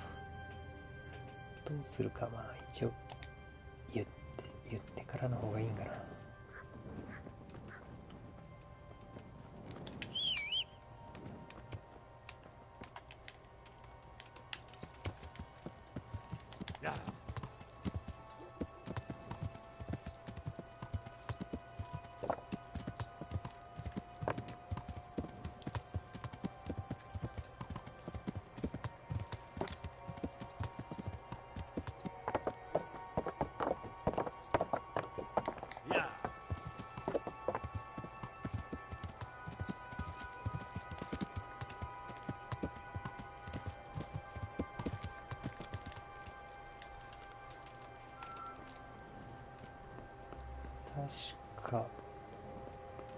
確かね。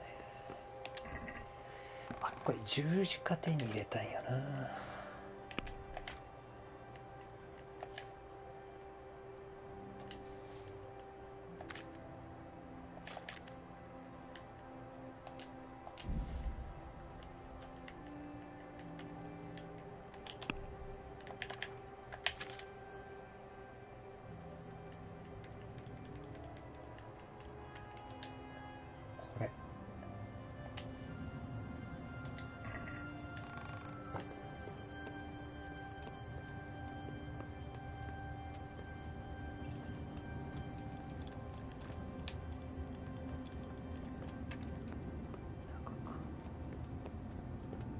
あれどこや。このどこにあんねん。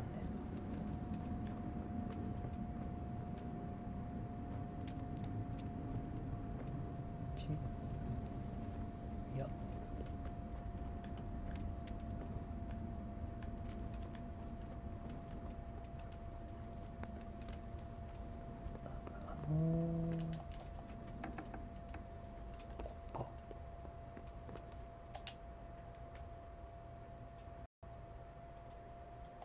So I went looking for that stash of yours.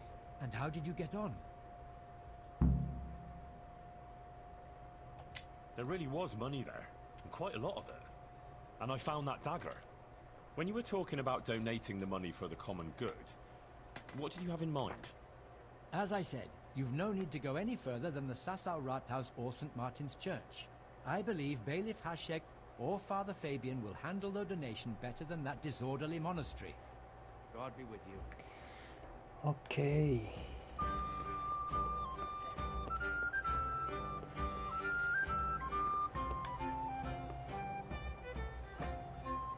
じゃあ朝まで寝るか。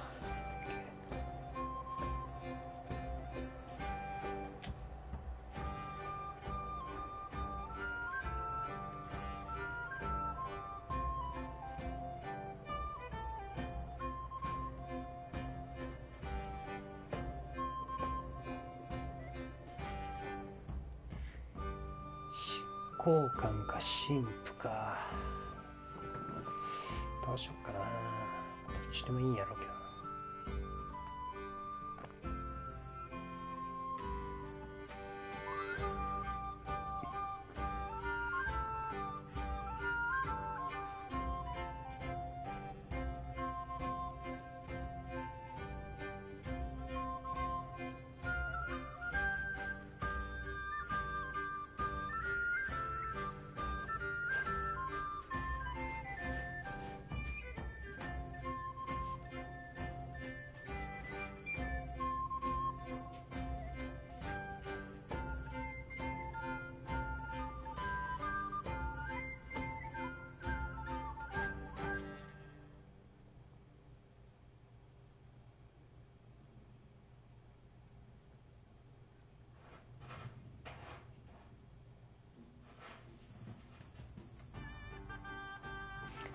あー、なるほどな。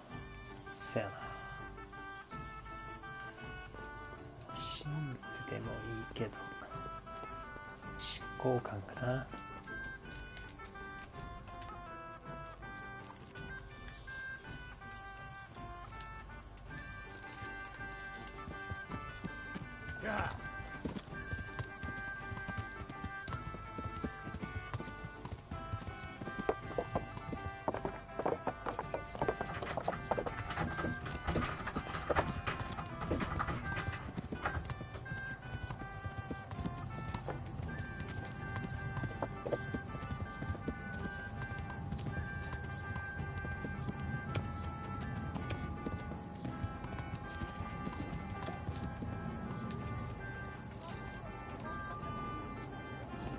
お、ちょうどいいとこに。God be with you.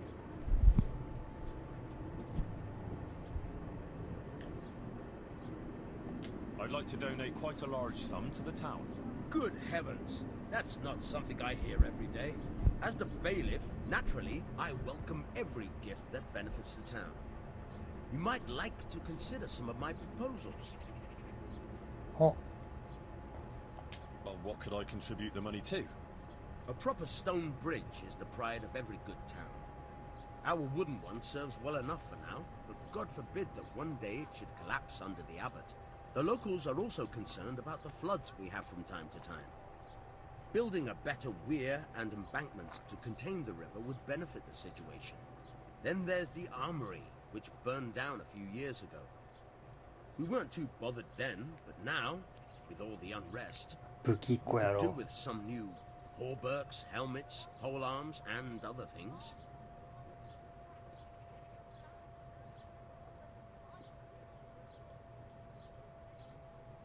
I'd like to contribute to one of the things you suggested. Which will it be? 武器箸、水、ブグコ、ブグコ、ブグコでしょ。 I'd like to contribute to replenishing the armory.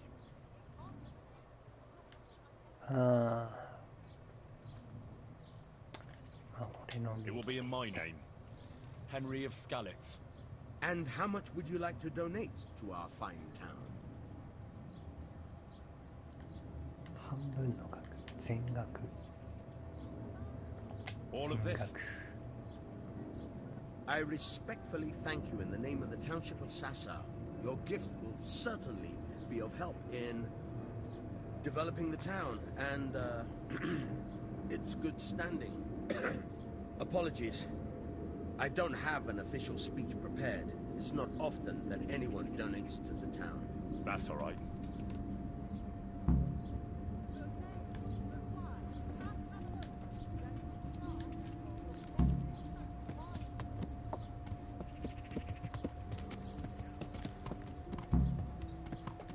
Yeah.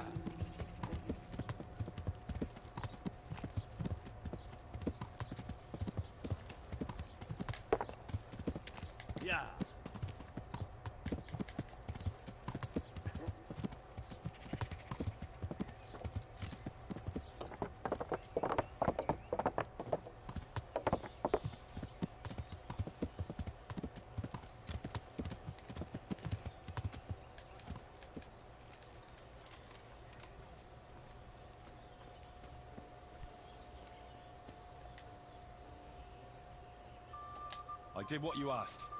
I donated the money for the common good. Thank you. Who did you give the money to? I gave everything to the Sassau bailiff. The town needs better facilities. You know, I'd have done the same thing. Perhaps it'll ease my way through the gates of heaven. Thank you, Henry. And give my thanks to Johanka, too. It was an honor to meet an honorable, selfless man like yourself. God be with you. Farewell, Pavel. Good luck, then.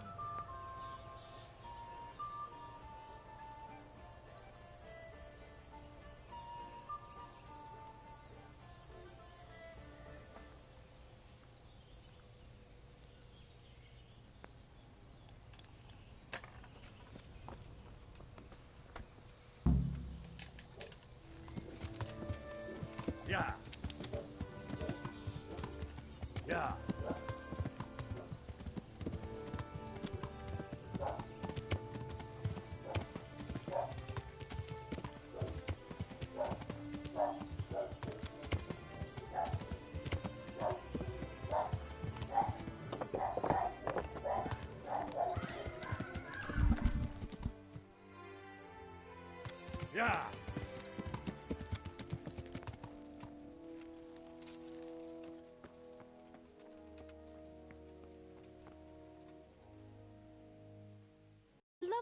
God! What have you been doing? About that burger from Colleen. How did it go? It all turned out well. I found that treasure of his and donated it for the good of the township of Sasau, as Pavel wanted. Is there anything you can't do, Henry? That's wonderful. Thank you. What about those thugs? Did they come back again?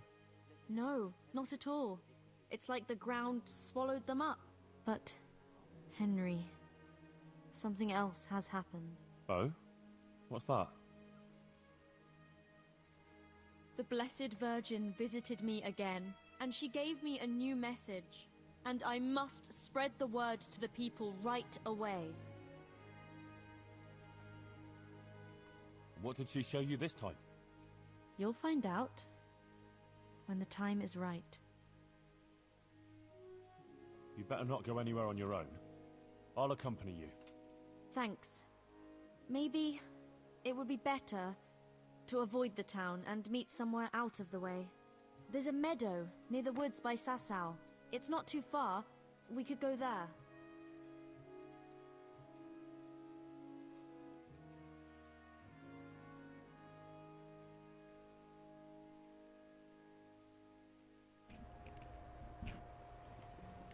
どうしたもんかな。広場でした方がいいんじゃない？い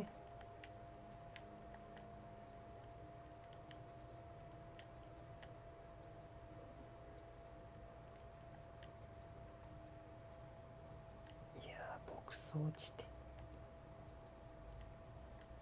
No. The words of the Blessed Virgin must be heard by all. You should go to the market square again, where there are people. I will. One day. But right now, I think that meadow is the best place. All right. I trust you. We'll set out tomorrow at dawn. In the meanwhile, you can sleep here if you want. I'll find you a bed. If not, just come at dawn. But don't be late.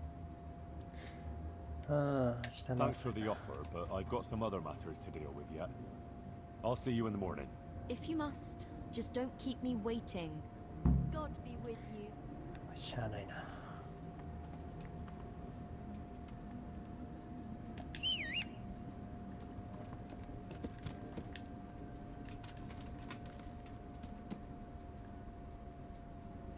明日の朝までって。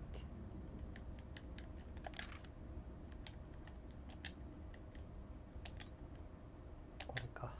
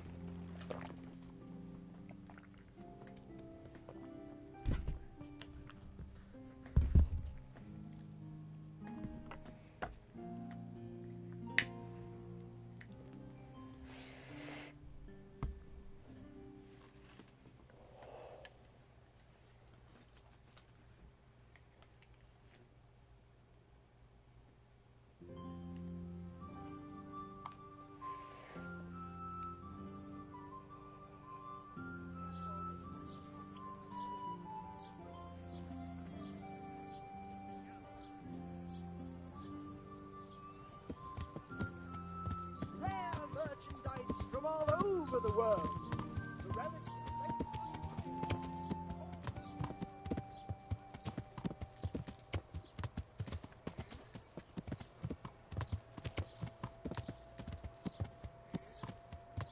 こいつやな。噂好きのゴシップ。ゴシップ。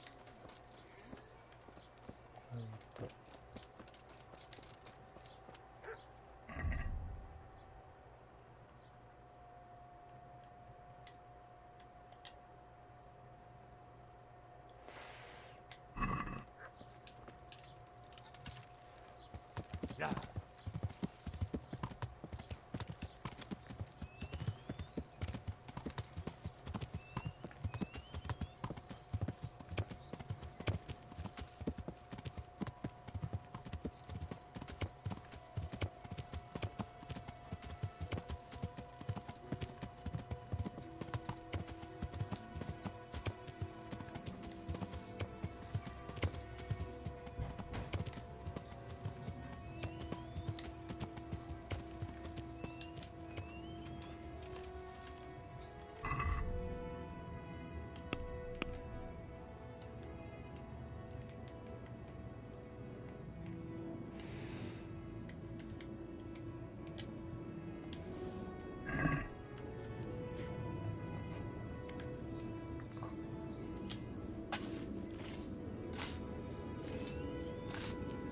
見られんねやろな。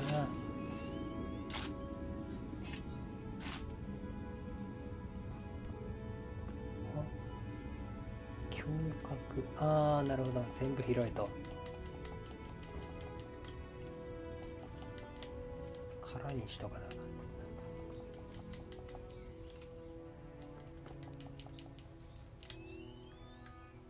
これで OK。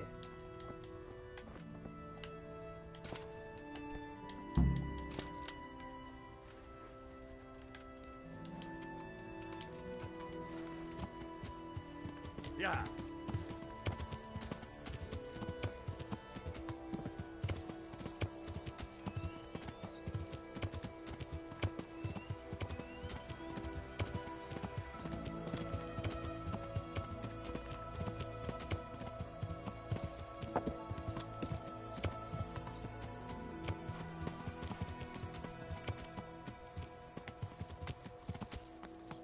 Yeah.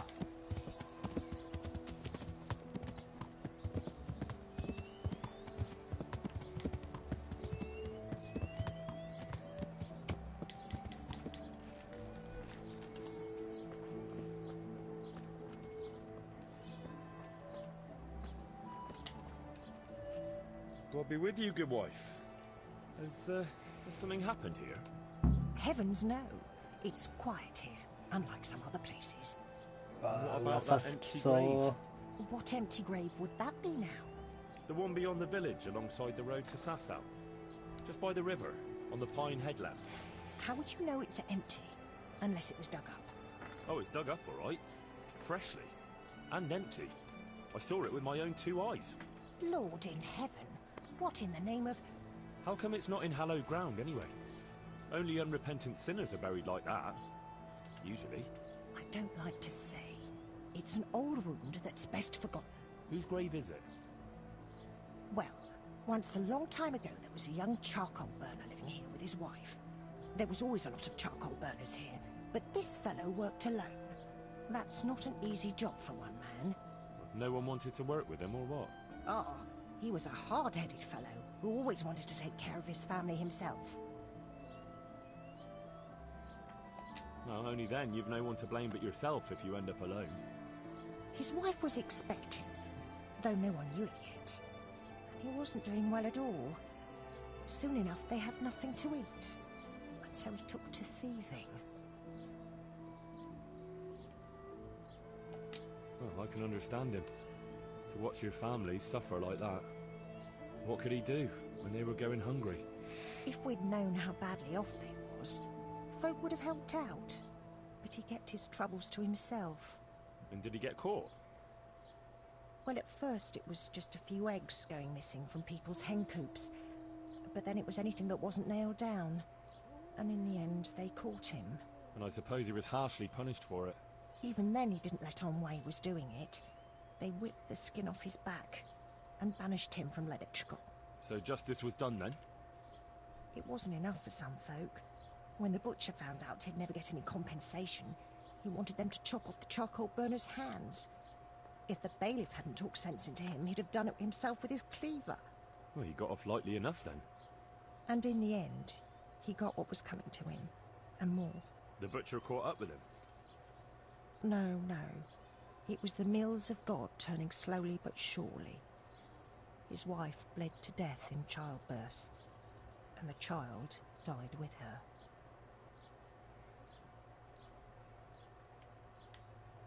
God have mercy on their souls. Amen. Nothing could have been done to save them. There was no one there. He had no one who would care for his wife. They say on that day, he parted ways with God forever. And he turned his back on the village too. I reckon he never forgave himself. Nor us, either. The Lord moves in mysterious ways. But how did he end up? Don't ask me that, lad. I beg you. Come now, good wife. You can't leave the story unfinished. I said no. Will you let it lie? なんなんやろ。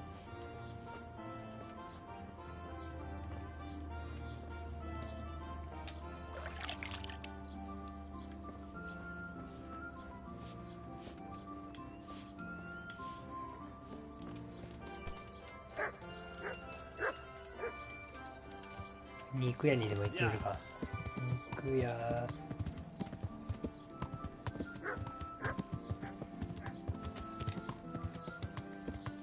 肉屋ババアしか来なかったじゃ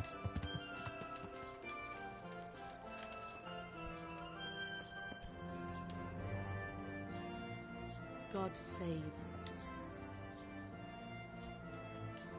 Tell me, is Alois still haunting you? No, he's gone forever. Ever since I let go of my old secret and made amends with God, I've felt as light as a feather. I sleep like a newborn baby at night. Thank you 100 times over, Henry. Good luck then. そっか、偽の番人。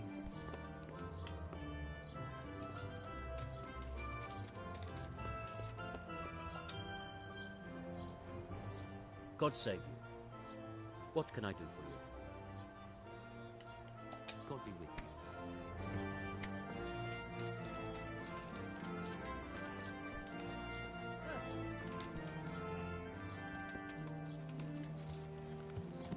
聞かれへんのか。しゃあないな。Has your manhood been wilting of late? Then buy this powder made of a... God save you.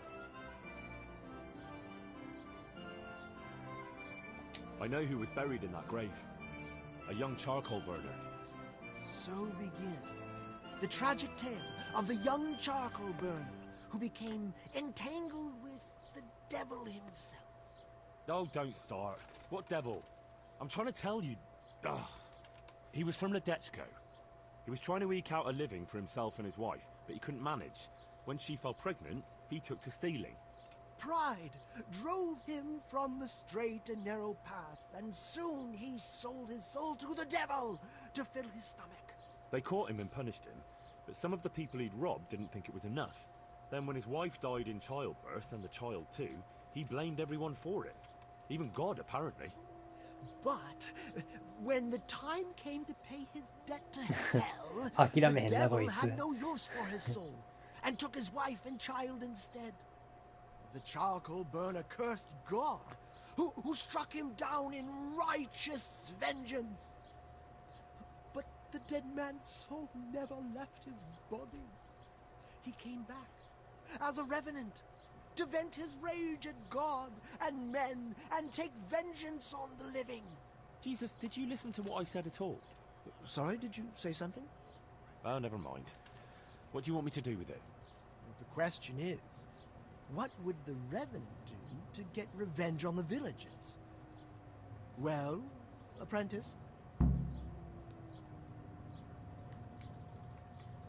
He was stealing food from people, right? So, supposing he started again? We should steal from people? Disgraceful. Have you no shame? Maybe just a few eggs from hen coops, like the gossip しばくぞ mentioned. こいつお前 That wouldn't be too serious. 恥がないのかでよう墓荒らしさせといて言うなこいつ They would, if I put some charcoal there instead. And their nourishment he turned into ash.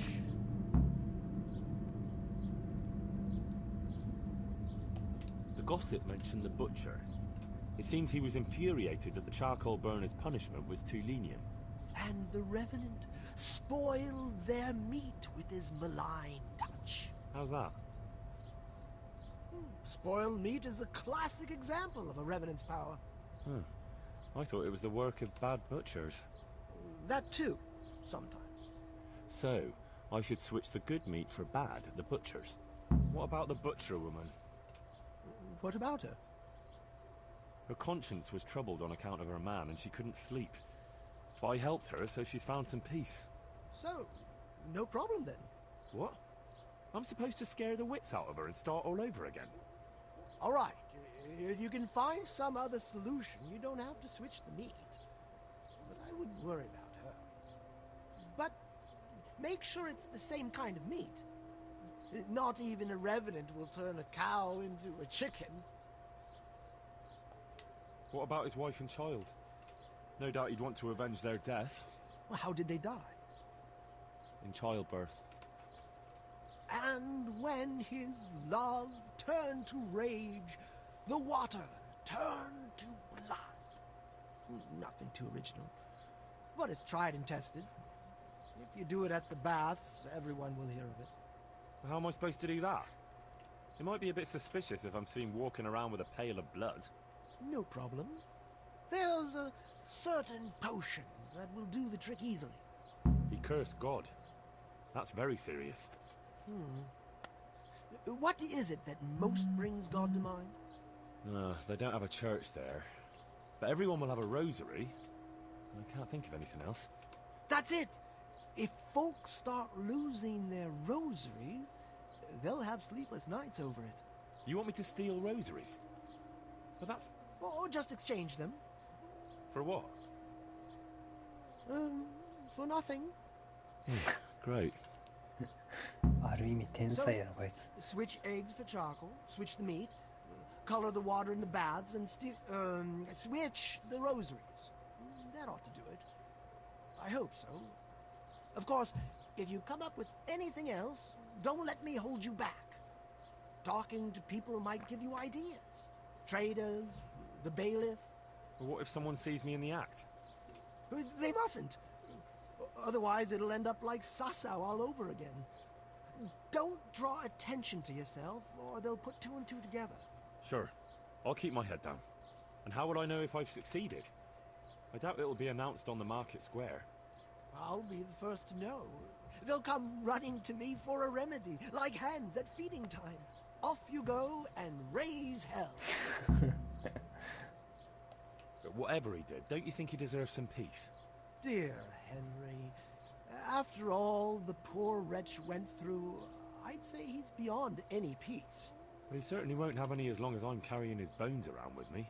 Ah, but you know who those remains could help. Help? Who? How? Me, of course. And I'd pay you a nice price for a Revenant's bones.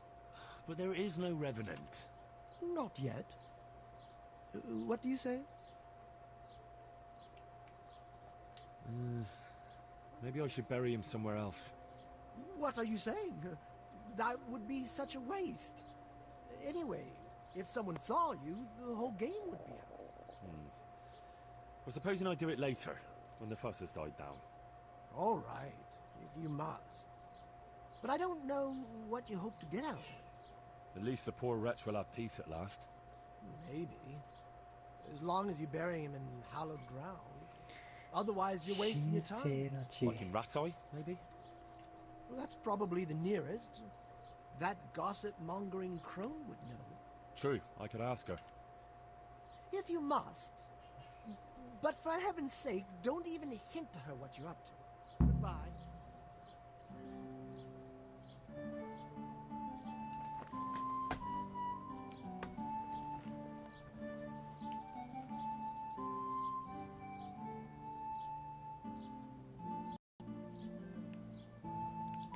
なかなかめんどくさいことになったな。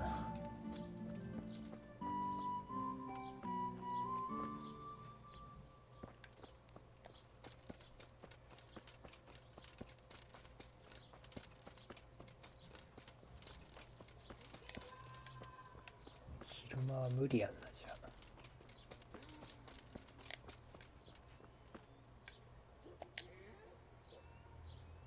Good afternoon. Good wife. Yes, lad. What can I do for you? You know, I can't stop thinking about what happened to that poor wretch. Have you no consideration for a poor old woman? I told you I don't want to talk about it.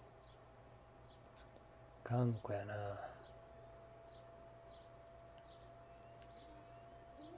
It might relieve you to talk to someone. Relieve me from what?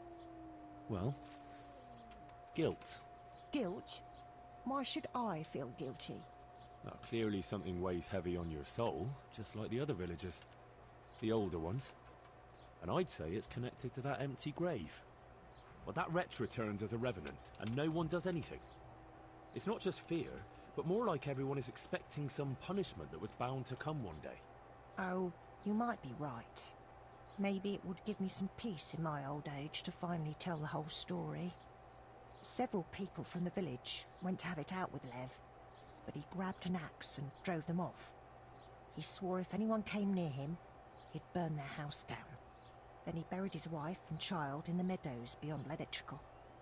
I saw him carving 3 statues there. Lev, you say his name was? Oh. What kind of statues? There's 3 roughly carved beams there, each with a human face, except the smallest, which has no face at all. For the stillborn child, I suppose. What happened then? Nothing. He went back to his work, but never spoke to the villagers again. He'd even go all the way to Ratte for food, rather than talk to anyone here. So he died alone in the end? Actually, it was the villagers. It was us that killed him. What? Just on account of his stealing? No, no. Not long after, fires started springing up in the village. And when the first house burned down, the folk were very angry. And of course suspicion fell on Lev. Everyone was dead certain it was him. They all remembered his words. Do you know how arsonists are punished, lad? No, I don't. By burning on the pyre. But no one wanted to waste time with the law. We just went to his house at night, smashed in the door and windows, and threw lighting torches inside. And that was the end of him. But the fires didn't stop. So he was innocent? He was. Well, I won't condemn you for it. It's for God to judge, but...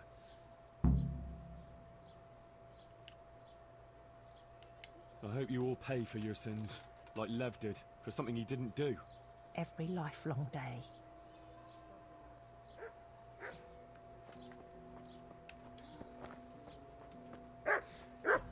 炭か。炭は持ってたよな。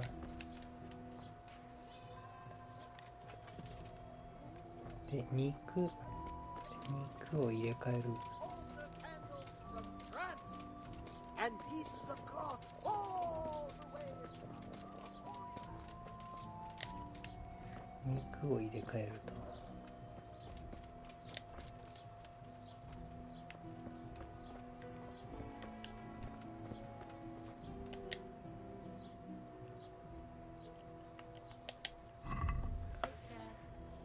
何がいいやろな。まあ、ウサギの肉かな。ウサギ肉がいいかな。いや、高いな、ウサギ肉。馬肉にしよう。馬肉。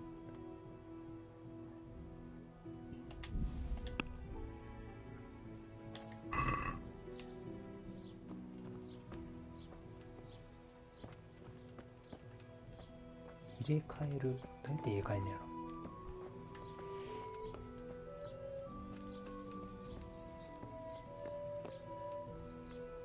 犬ちゃんこれ。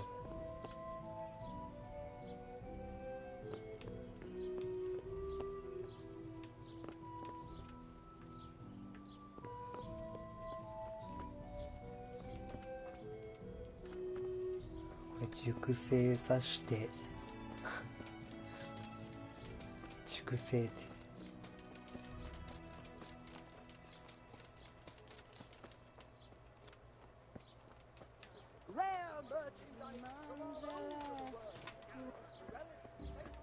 炭焼き、炭に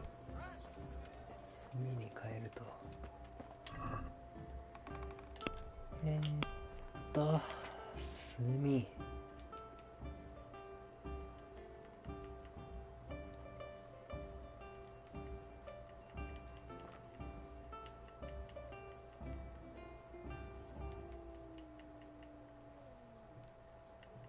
炭あった。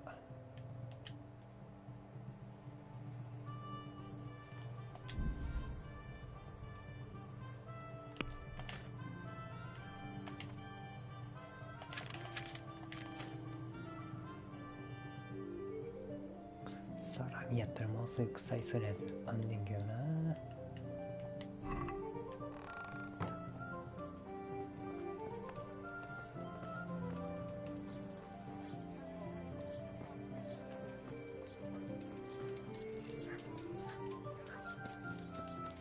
一日経たな腐らんもんな。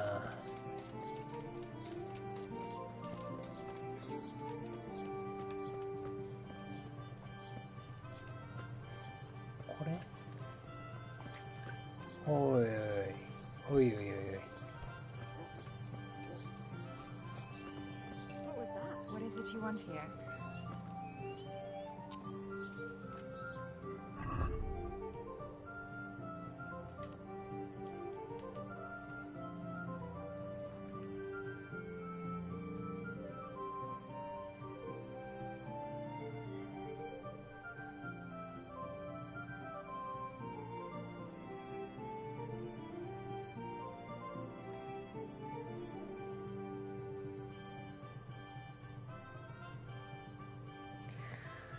ロザリオを盗まなければならないって。あ、ポーションまだ持ってねえんか。こいつとんでもないな。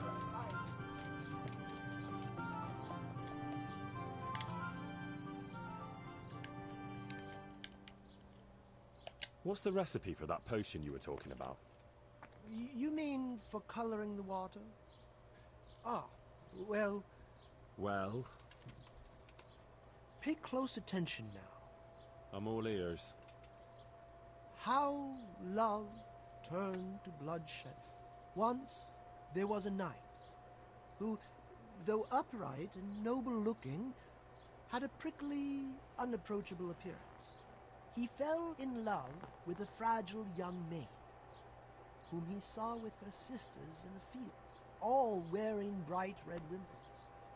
But he was afraid his prickly exterior would frighten her. So he asked the advice of another knight, a pious and learned crusader, who carried the name of the patron saint of his order with pride. The pious knight told him he would arrange a rendezvous with the maid.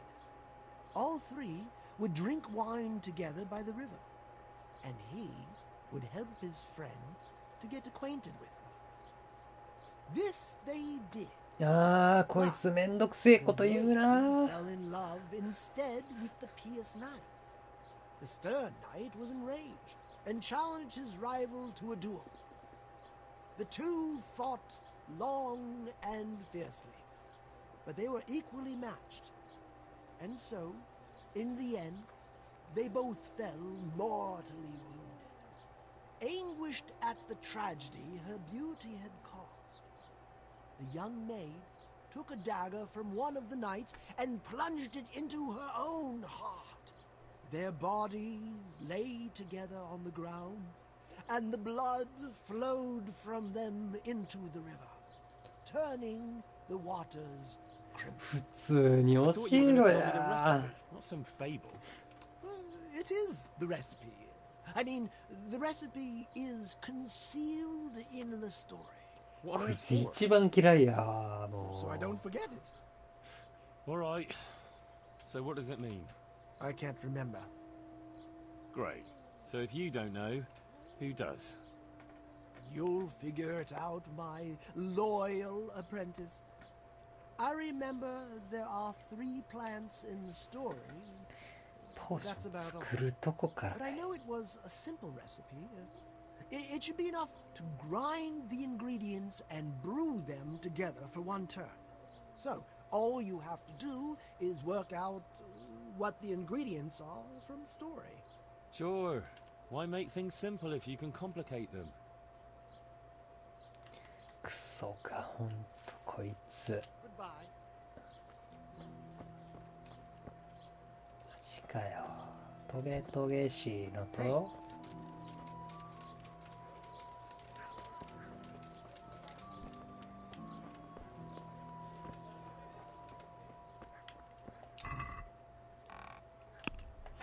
こいつなんやねん。まあ、アザミかな。トゲトゲし。紫。アザミと赤色言うてたな。消し。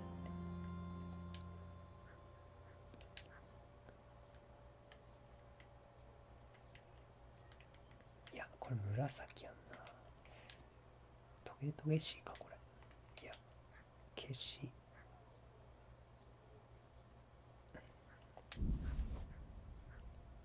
黄色い。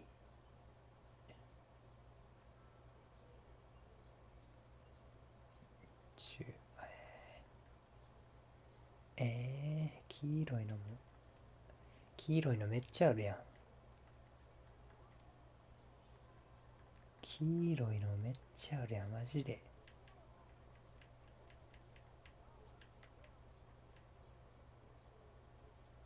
これ以上ないか。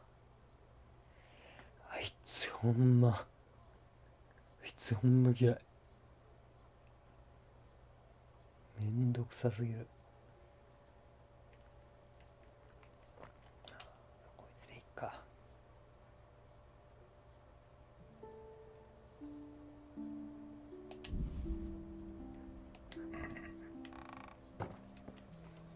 ポーションを作りに行かなあかん。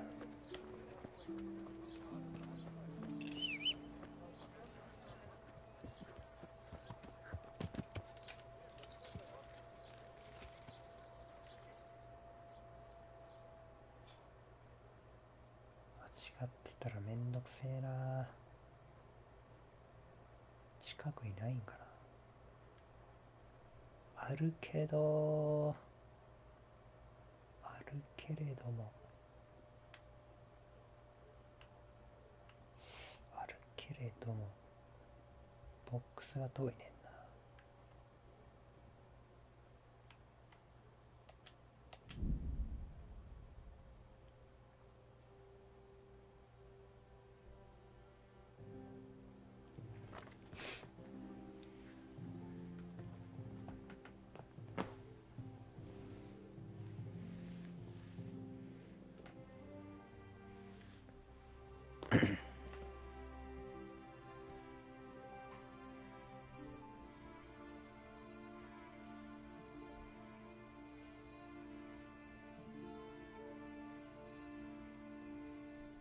あ、もう6時か。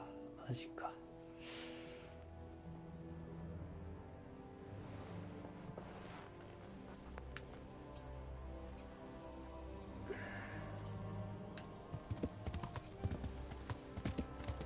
Yeah. あ、今めっちゃ怖いのと首と手だけのやつを取る。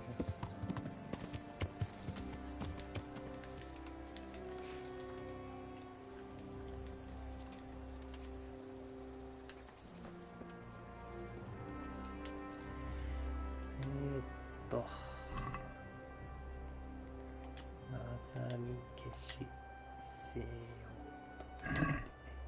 でワインか。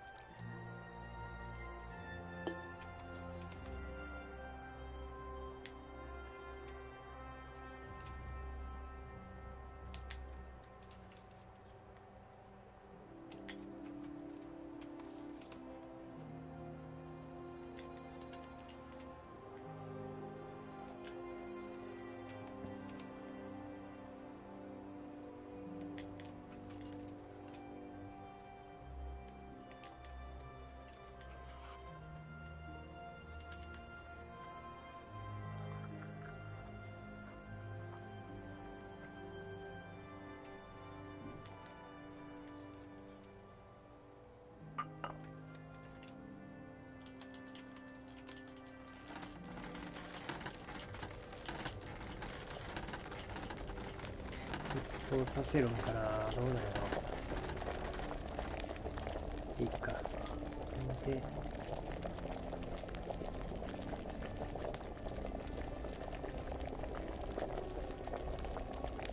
一旦ぐらい待ってみようか。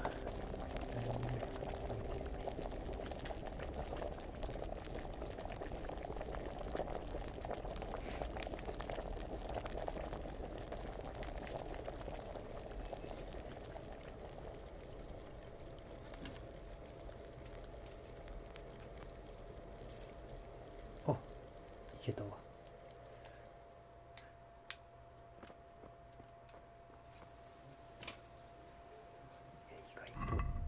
簡単にいけた。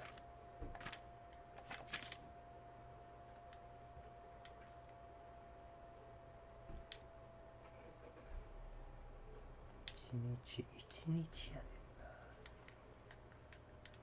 一日とかやったらあれ間に合わへんもんな。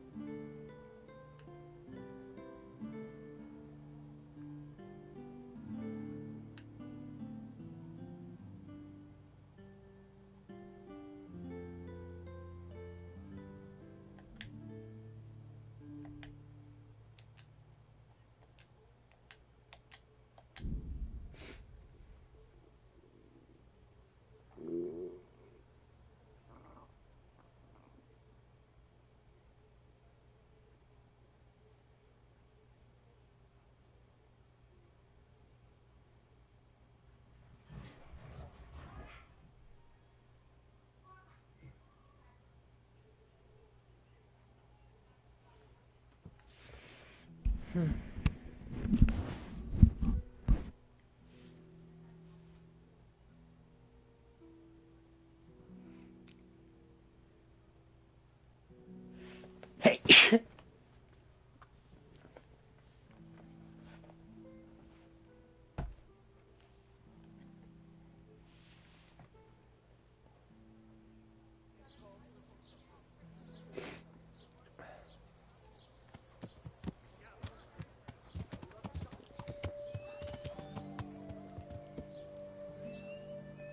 巣を変える。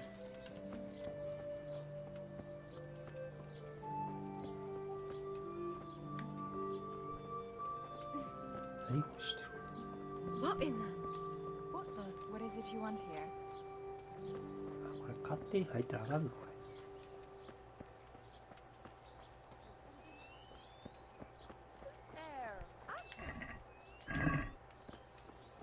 そういうタイプのやつね。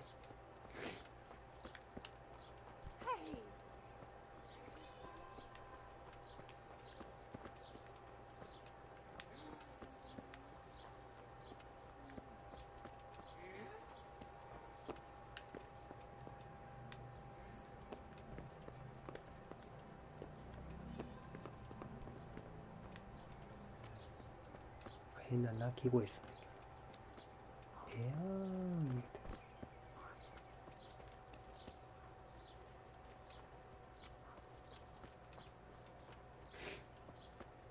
これも見られたらあかんのか。Hey, is someone there? やったら全部夜にやるしかないよこれ。肉腐るまで待たなあかんし。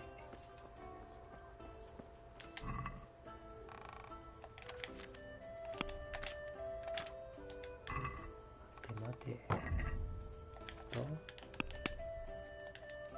れな。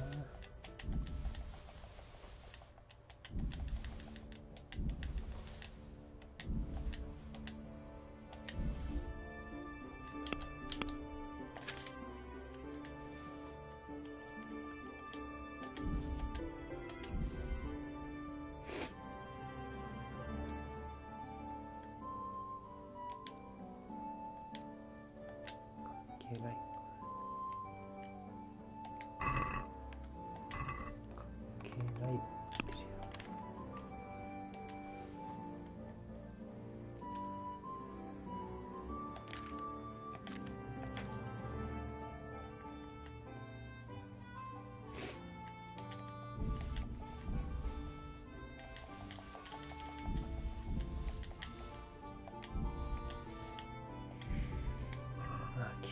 結局肉腐らさなあかんから無理やな。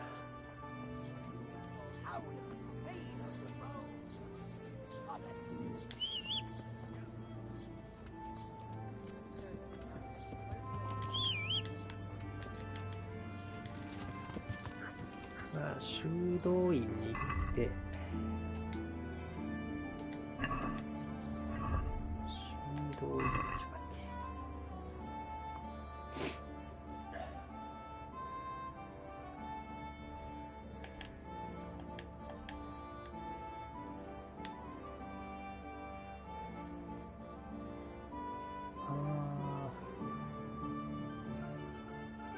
最後にやった方がええやな。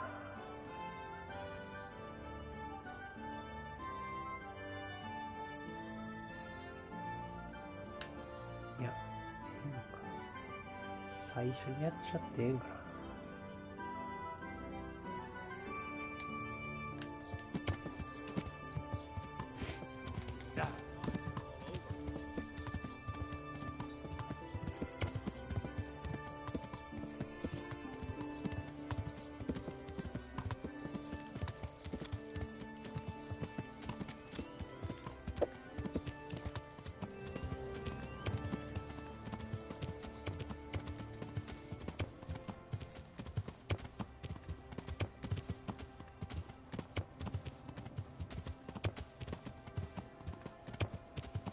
これか。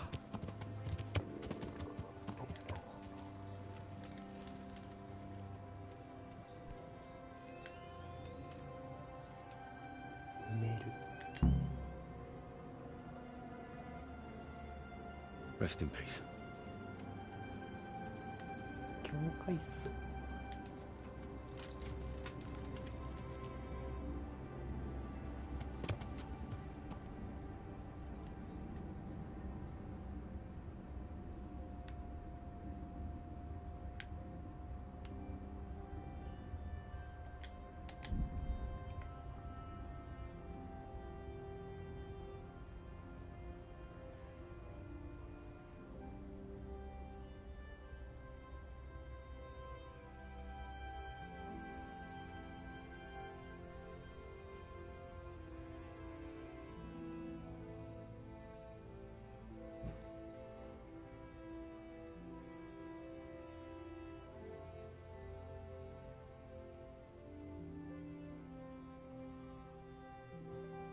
やべえ、ストーリー全然進んでないわ。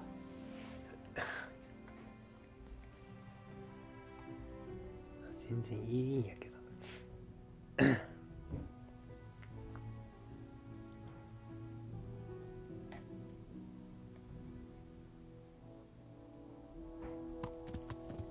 What was that? Yeah.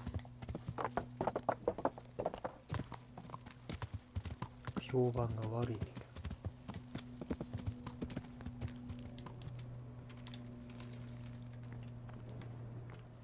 いや、ここで朝まで寝て。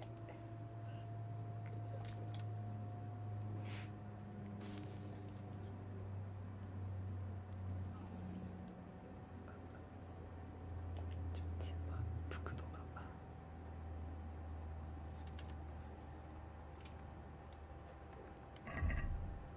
ようこんなとこで寝れんなこいつ。